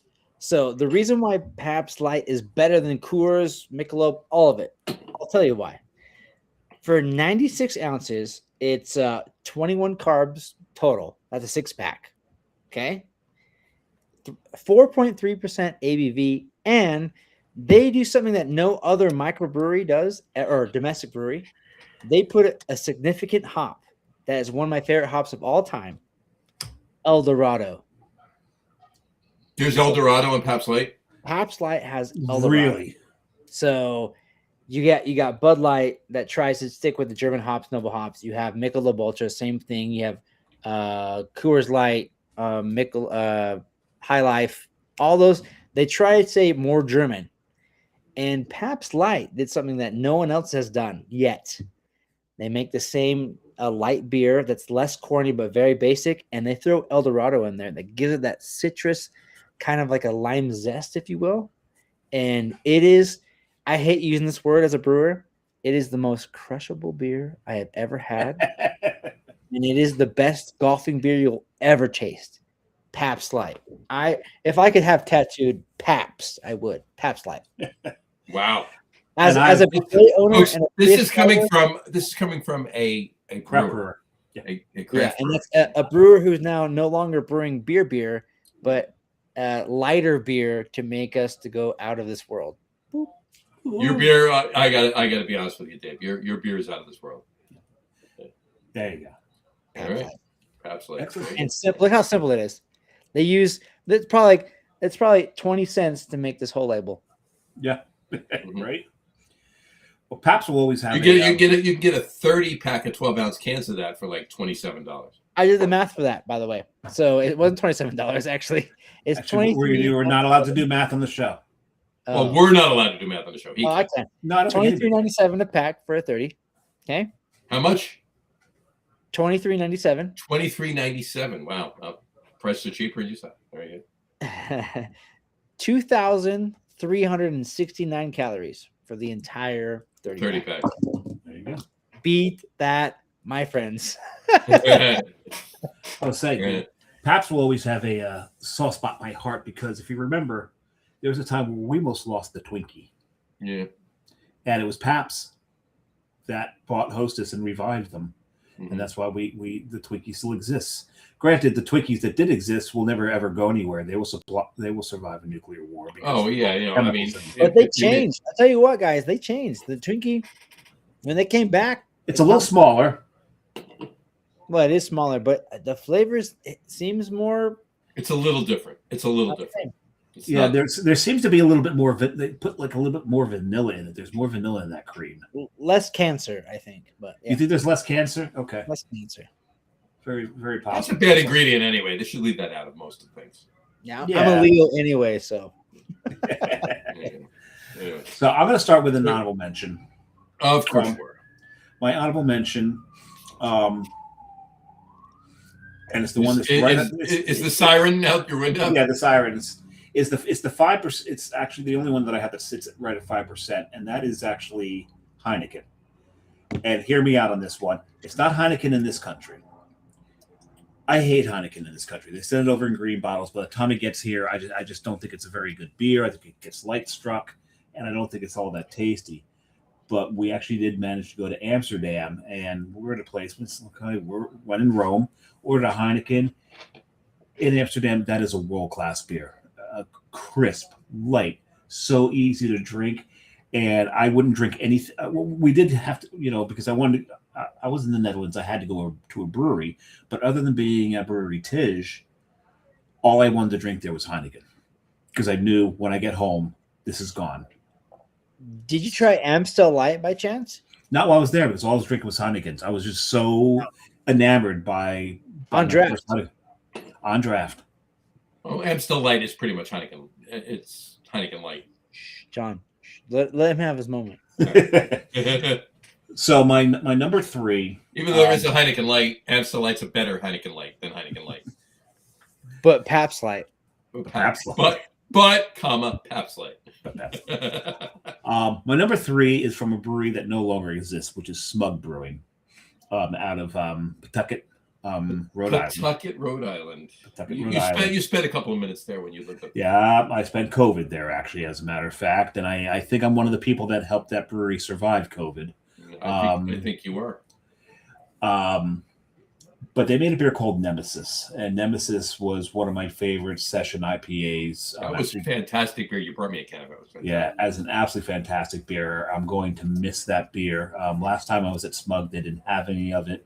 I complained to Allie about it. She goes, well, I'll try to talk Rob into making it again, but you can never talk Rob into making anything. And then he sold the brewery. So that's my number 3. My number 2, Dave was so kind to bring it up earlier, and that is Guinness, but not. It is not. It wasn't the Guinness that I had at St. James. Don't get me wrong. The Guinness St. James is fantastic. What? Okay, I need to hear this. But the best pour that I had was at Jimmy Bryan's in Killarney. That was fantastic. They've got 2 bars there that pour a better pint. There's a lot of bars in Ireland that do pour a better pint than Guinness actually does themselves, I would have to say. And it's funny because there are a few places in the United States that do pour a damn good pint of Guinness. The Irish Bank in San Francisco. Holy crap, that was a fantastic pour. That was a better pour than Open Gate in Maryland, the Guinness brewery in Maryland. They do one. I hear the Dead Rabbit in Lower Manhattan. I haven't been there yet, but my brother was there. It's a good pour. I hear it's a very good pour. But the 2 breweries, Jimmy Bryan's was one of them. The other was named O'Connor's. Of course, O'Connor's. It's not Jimmy O'Brien's, by the way. It's just Jimmy Bryan's.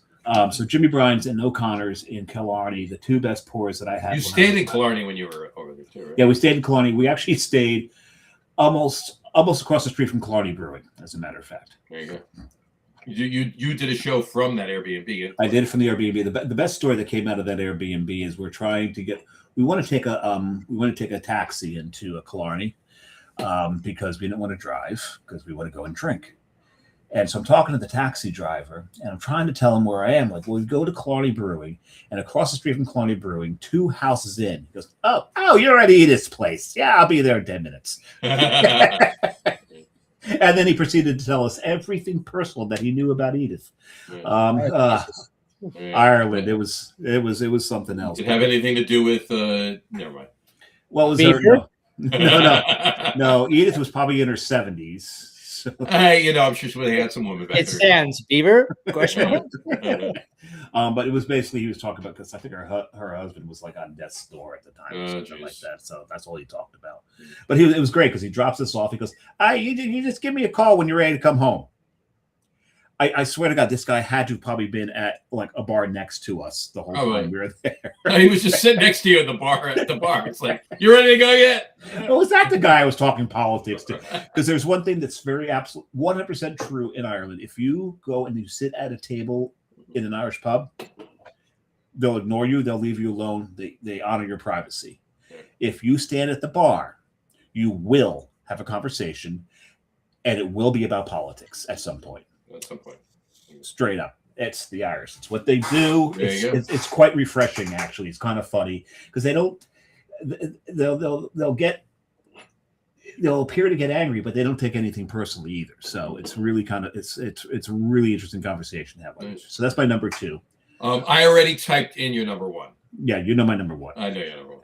And it's because I am the number 1 drinker of this beer on Untapped. It is Carton's Boat Beer. It's a 4.2% hoppy ale. Hold on. It is a session ale for double IPA drinkers. I was just going to say that, but you say it better than I do.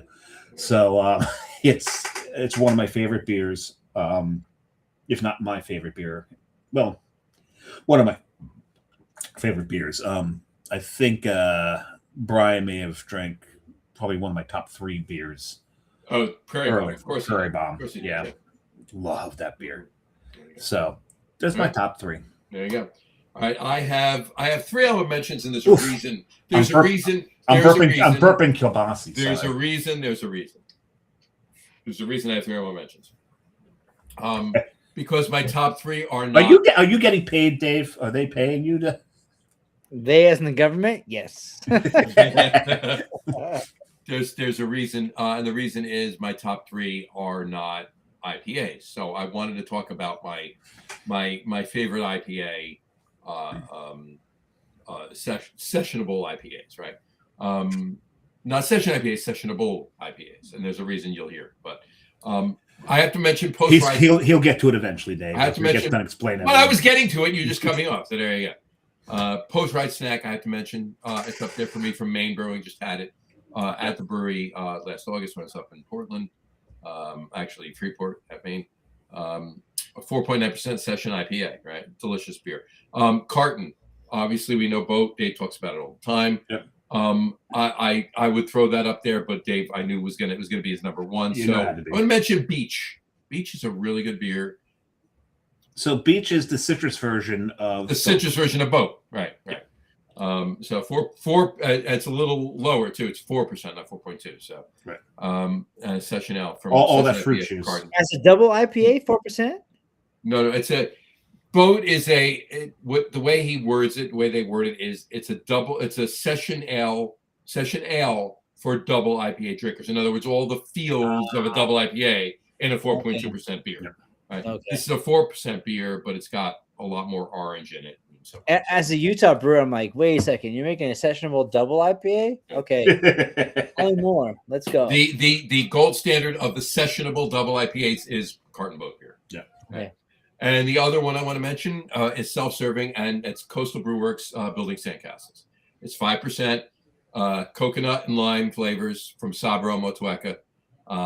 And it's just a delicious beer. And I think Dave has the record for the most check-ins to that beer. Not as many as Boat, but he has the record for the most check-ins.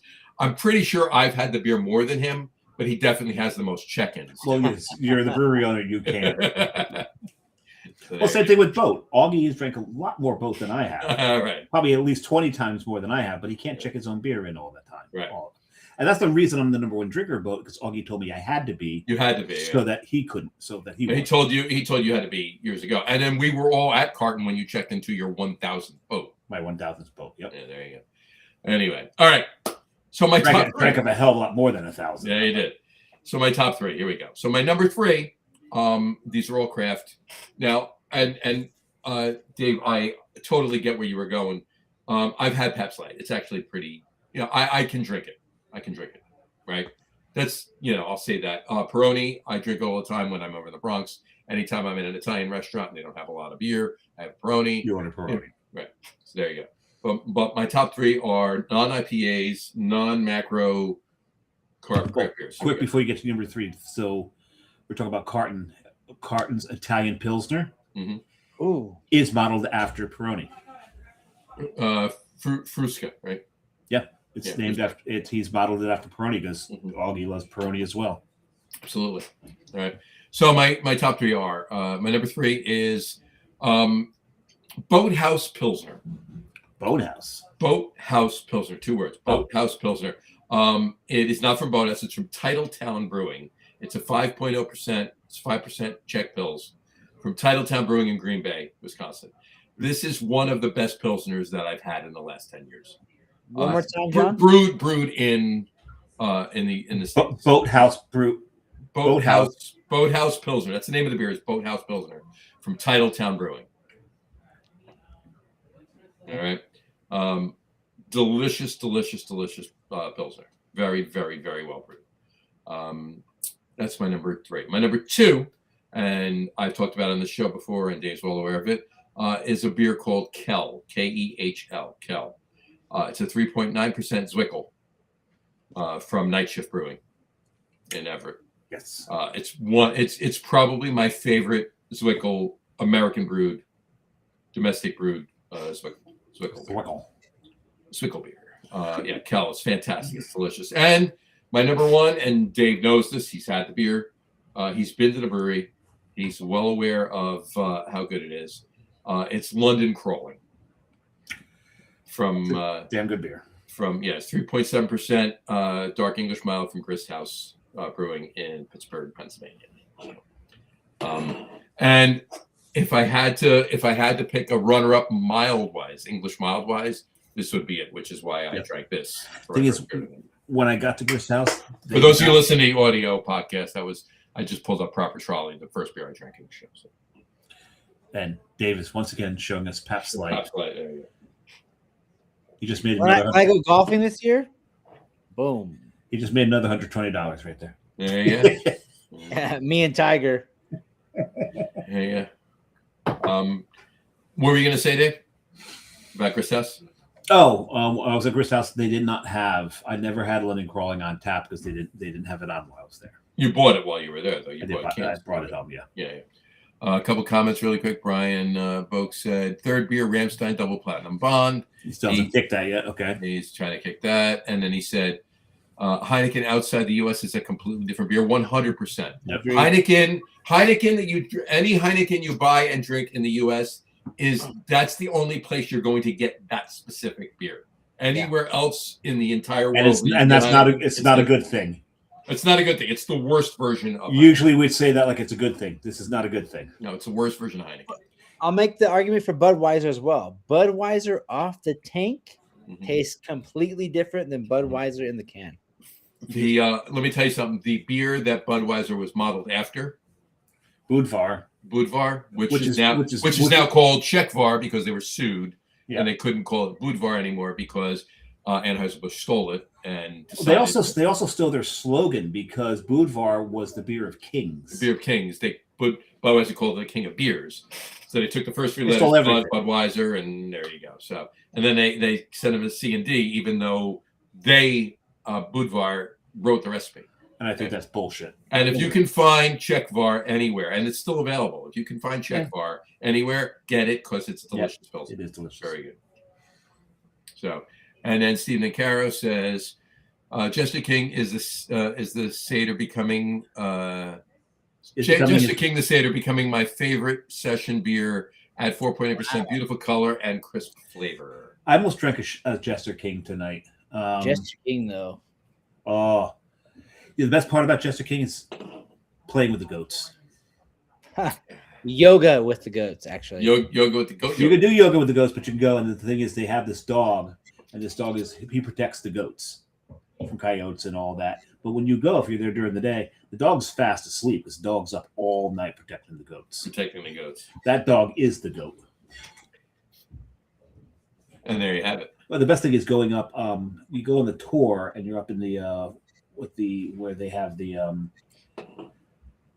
cool ship, and that's very cool because what they did is they took that room and they modeled that room where the cool ship is after the room where Cantillon's cool ship is.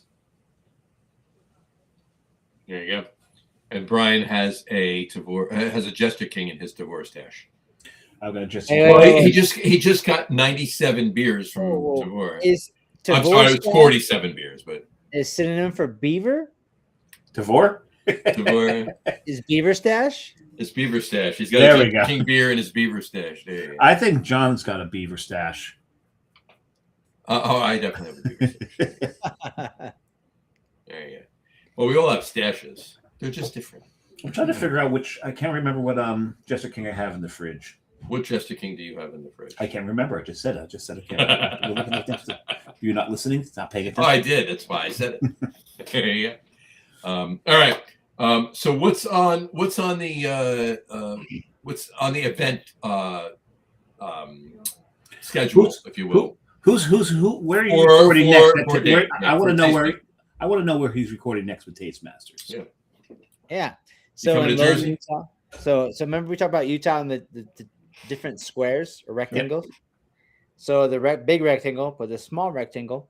Mhm. There's Logan, Utah. There's a new brewery called Home Range Brewing, Okay. and they're the first brewery in Utah that are specifically trying to come up with just farmhouse ales, nothing but.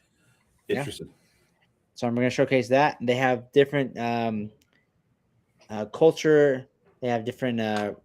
So they are a college town. So you got BYU, very Mormon, right? Right. Then you got Utah State, kind of Mormon. Mhm. Then you have Snow College, not really Mormon, and then University of Utah, it's half and half. Right. But then you have one 6'7". 6, 7. So we're gonna go out there and try to figure out. I think you included. We're all a little too old to do 6'7". Yeah, I roll my eyes at that. Yeah, Why did you do that? Douche. Let's just. Well, he went like this, so it just So I we're see it gonna every day.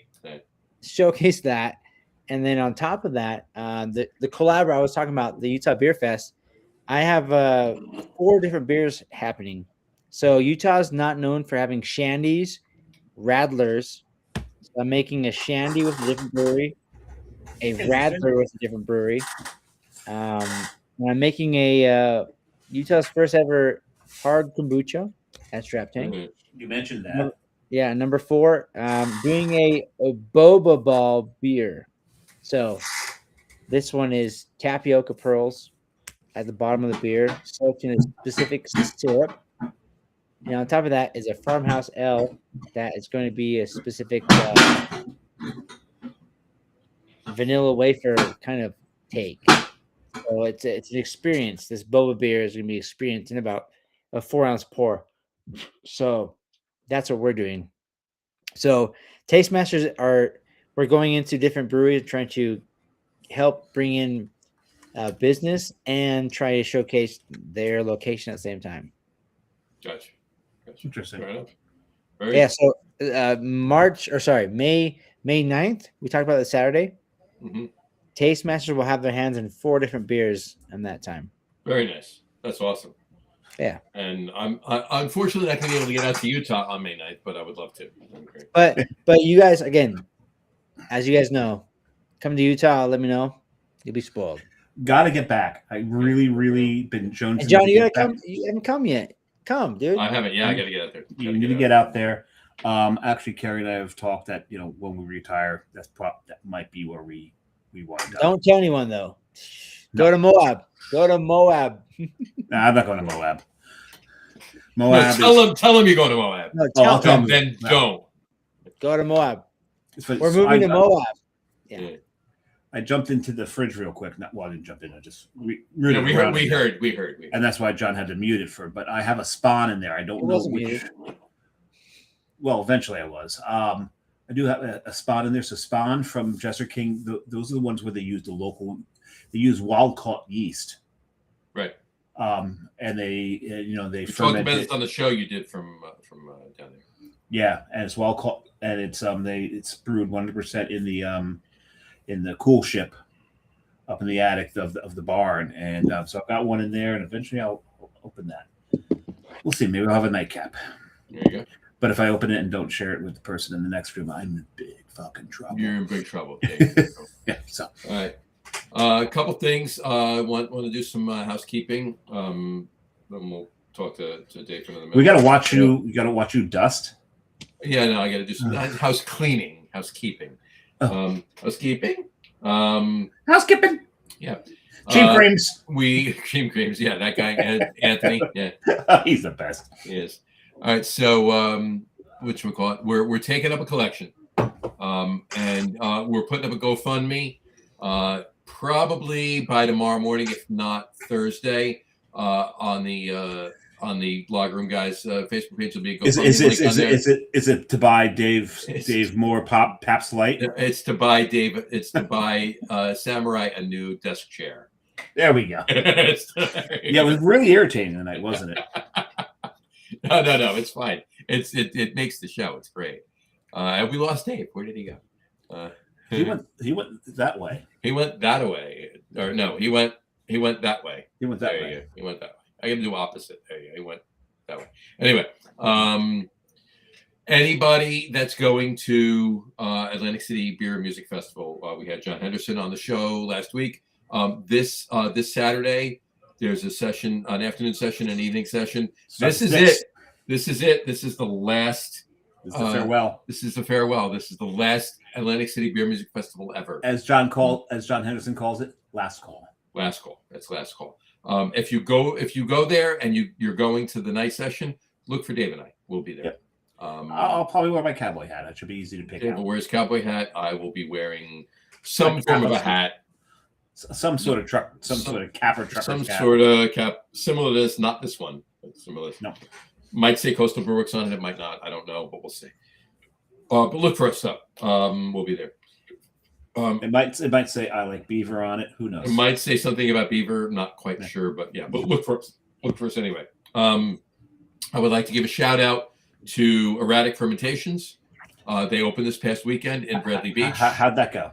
That went fantastic. All the beers that were on the lineup were fantastic. Every single one of them, and the one that was at the bottom, I will pull that up on the. And they took over Bradley Brew Works space. They took over the Bradley Brew Project space. Yeah. Bradley Brew Project.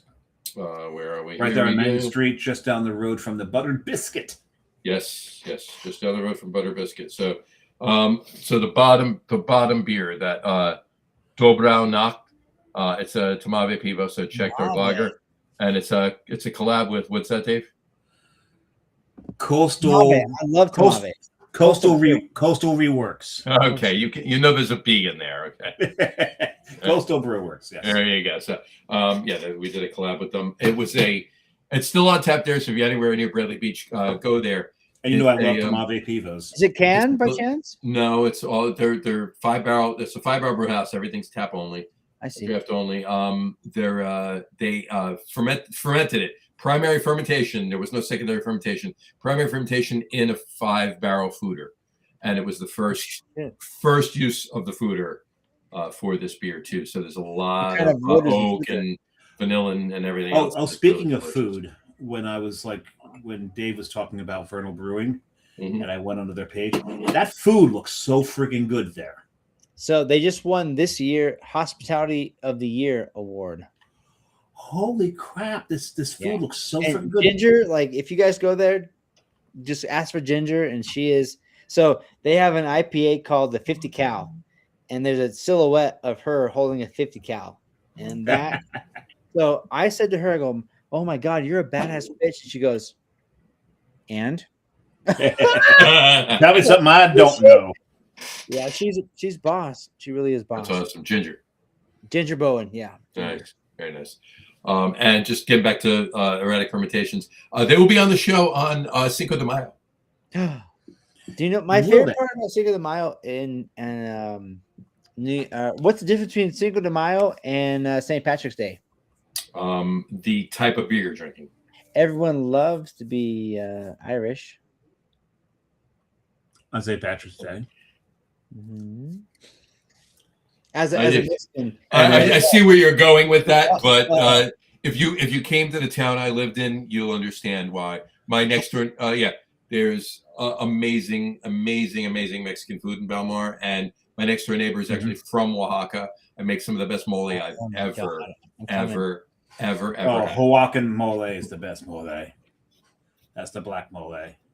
It's so good. Uh, Anytime she makes it, she brings over a whole tray with rice and I tortillas and need everything else. some of that. And her husband hands her a 6-pack of Modalito. Says, "Give this to John too. Go here, go." Oh god! And you know what? You've just made me miss Red Iguana. Yeah. Ah, Oh, love that place. everyone loves to be Irish. That's fine. There was another joke that's not exactly the way you did it, but yeah, no. So, I raised Irish on St. Patrick's Day. I raised Mexican on Cinco de Mayo. Which is funny because as Mexicans, we don't celebrate Cinco de Mayo. I know. It's not And I said this the other day to somebody. I want to first thing in the morning on May 5th this year. I'm going to post on Facebook. I'm going to put one of those flags. It says marked himself. On my Facebook, I'm going to say marked himself safe from having to look at another picture of a jar of mayonnaise in the bottom of a sink. That's hilarious. Okay, so my mom, so I'm half, right? So my dad's the Mexican. My mom is as white as the fridge you see right here. Yeah. So my mom would sing as we were children. She would go, Cinco de Mayo, Cinco de Mayo. Tomorrow's gonna be the 6th. What? My favorite part about Cinco de Mayo is ignorant. Americans, let's face it, Americans are ignorant as fuck. They all think it was Mexican Independence Day. Yeah, and it's not. It's just the victory of one battle. Mm-hmm. That Mexicans lost. The Mexicans actually friggin' lost, but they celebrate. I don't get it. Take my joke. Cinco de Mayo, Cinco de Mayo. Tomorrow's gonna be the 6th. That's good. I did ask my grandmother was from England. She's from Manchester, England, and I once asked her if in England if they celebrate the July the 4th. Do they have July the 4th in England? Is there a 4th of July? And she's like, absolutely not. I said, so your calendar goes from the 3rd right to the 5th. She didn't think that was very funny. The best thing about Cinco de Mayo, and every year, if she had been Mexican, she would have hit me with her shoe. I love that. Yeah, chancla. And go ahead. Every year it happens. Undoubtedly happens at some point. Somebody will look at somebody and I'll hear it, or they'll look at me and say it or whatever. People are talking about Cinco de Mayo. When is it this year? Yep. Yeah. So going back to the English grandma. So I have a friend that's had an English grandma. They had their wedding. It was on a boat, beautiful ordeal. And the English grandma goes up to them and goes, I had a wonderful time. It was beautiful. Cannot wait for the next one. Anytime I go to a wedding now, I'm gonna look at the bride and the groom and go, I had a wonderful time. Cannot wait for the next one. It was beautiful. Cannot wait for the next one. That's great. That's absolutely great. I love it. All right. What's in store for Dave? What are you and the wife doing? They're having babies. Having babies. Yeah. When's the baby due? So the baby's due end of June. End of June. We've been married for over 10 years. We decided to have a baby after Burning Man and our 10-year anniversary, actually. we talked about that and shaving. Yeah. In this family, from the neck down, we shave.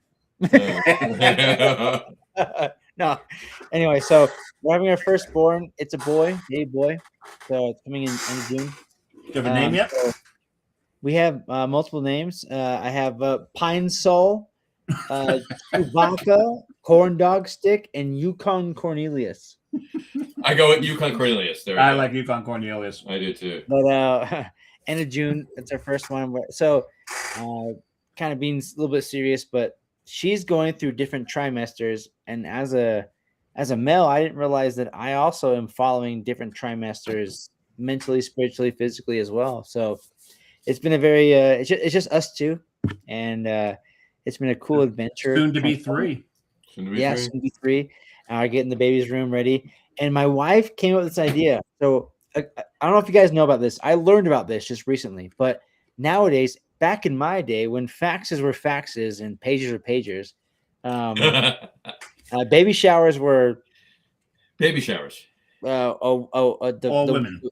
The pregnant woman and her Friends. females would have Right. the party, and then the males would kind of have like a mini bachelor party, if you will. Yeah, And just get Am I drunk and crazy? smoke cigars. You just go somewhere and have a drink and a cigar. Yeah. yeah. Okay, so nowadays it's combined, which it fascinates me, but at the same time, I only did about 10 seconds of the work, and she's doing 9 months of the work. So I'm 10 seconds. 10 seconds. Give yourself a little more credit than that, dude.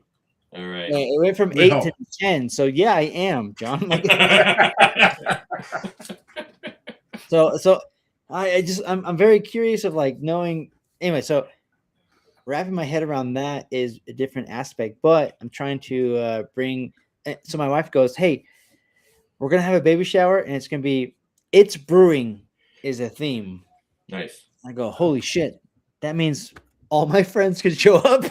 So And drink. we're gonna have a majority of the Utah brewers show up and everyone there, and it's gonna be a big party at the end of May. So yeah, That's we're awesome. looking forward to it. And but it's switching my mind because do you guys have kids? Yeah. Mm-hmm. I have 3. Yeah. So we have 0 until we have cats. With that, I was going to show you. Here's a cartoon that I just made of me and my son. So there you Very nice. I love that. go. Yeah, Yeah. get a tie, you heathen. Oh, there's me and my one daughter, I love that. and there's me and my other daughter. That's my oldest son. Not a cartoon. Not a that would be an F-16 right behind him, and they are currently in. I assume he's not allowed to tell me, but I assume they're in Saudi Arabia at this moment. Oh, so he works with me then. Cool. Yeah, he works for the same entity. He works for the man. Man, yeah. But it's really cool. I have 2 sons-in-law too.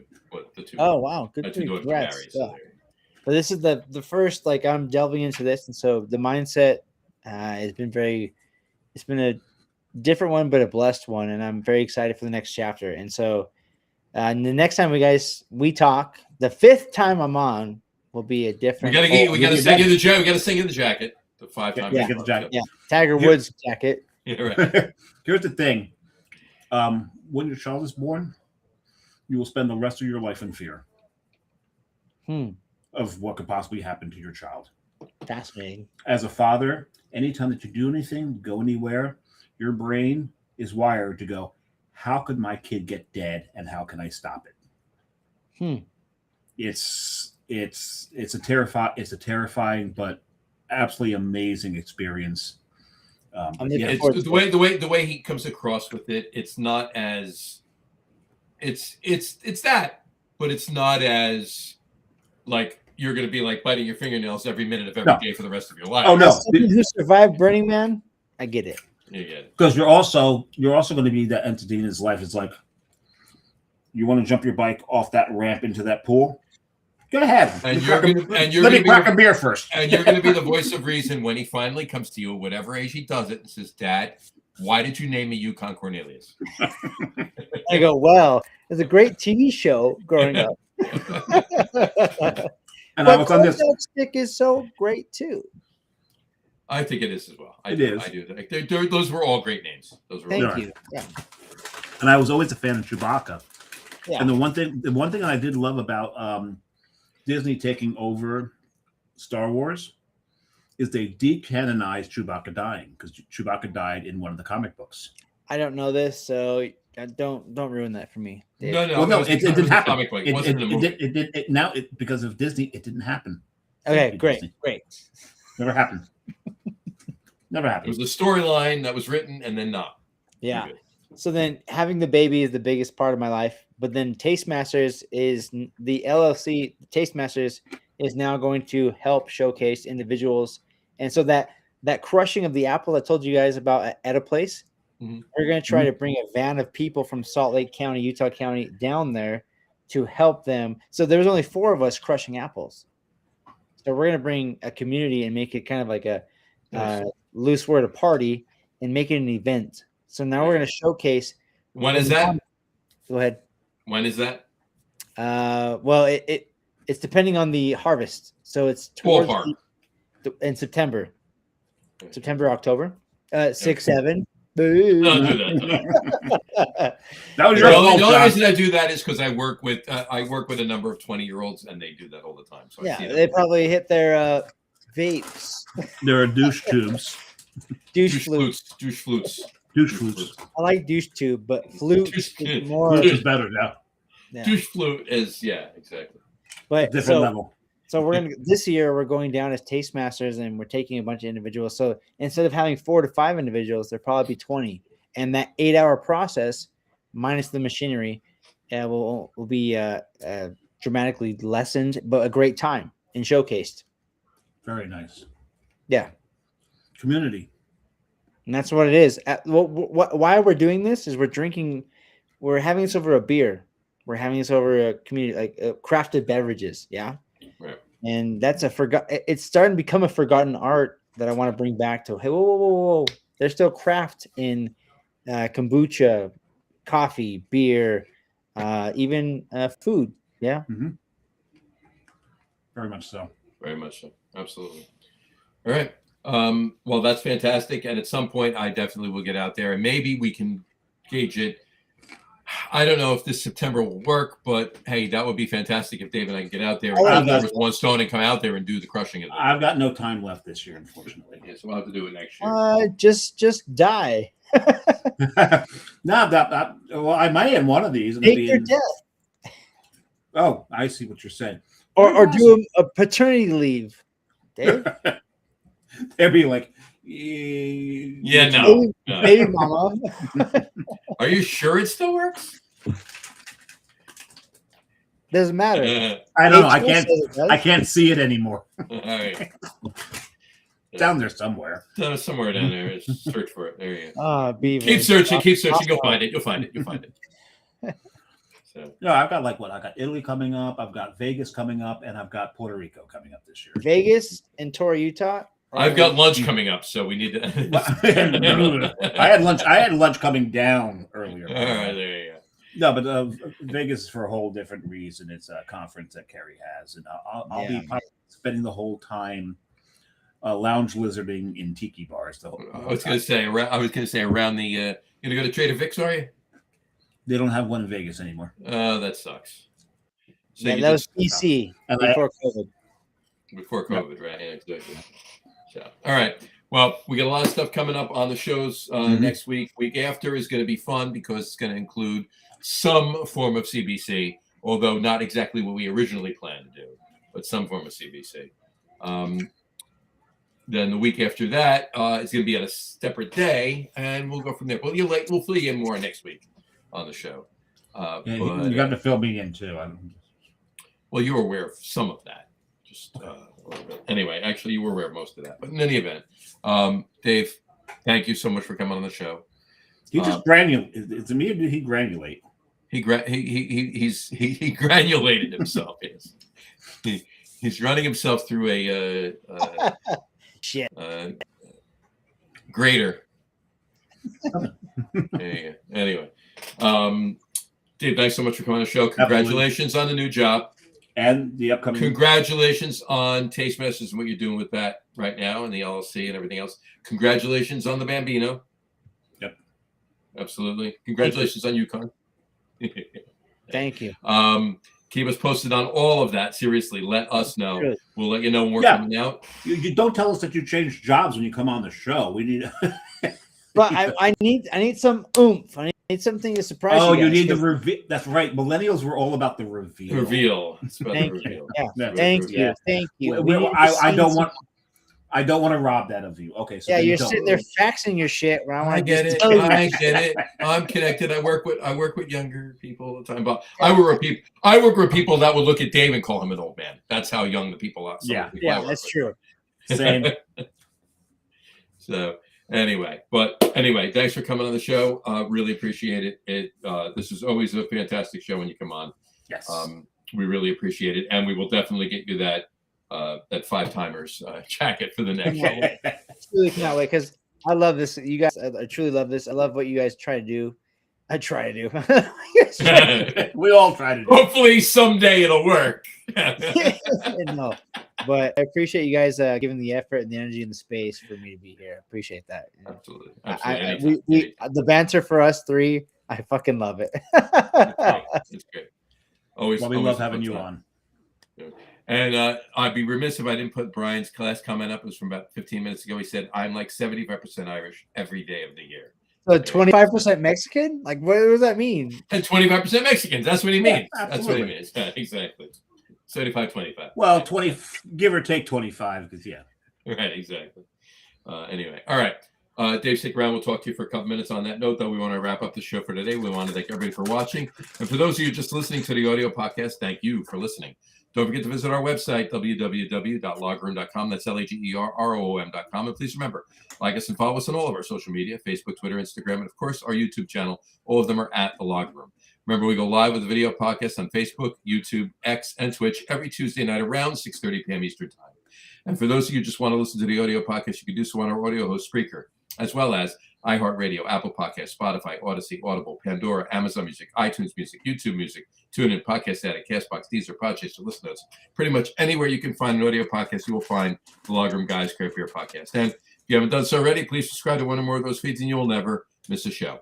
Again, thanks for following along with us. Have a great rest of your week. Have a wonderful weekend. Don't forget to find us. Stop by if you're going to the second session on Saturday night of the Atlantic City Beer Music Festival this Saturday night. Once again, Dave, thank you for coming on. Come say hi. Come say hi. Find us. Come tell us what you think. Well, that may not be. Tell us what you think of the show. Tell us what you think of the beer fest. Tell us anything. Just say hi. Come by and say hi. Matt will even be around too, so that'll be fun. Who? Matt. You know Matt. Oh, that guy. That guy. Right. Anyway. Sausage Fingers, the former producer that fills in as a host occasionally now and then. Sausage Fingers, yeah. He's a big Pollock. He is. Anyway, he is not 25% Mexican. No, his texting abilities are. There you go. No, stop it. He's great. Anyway, all right. Once again, what happened?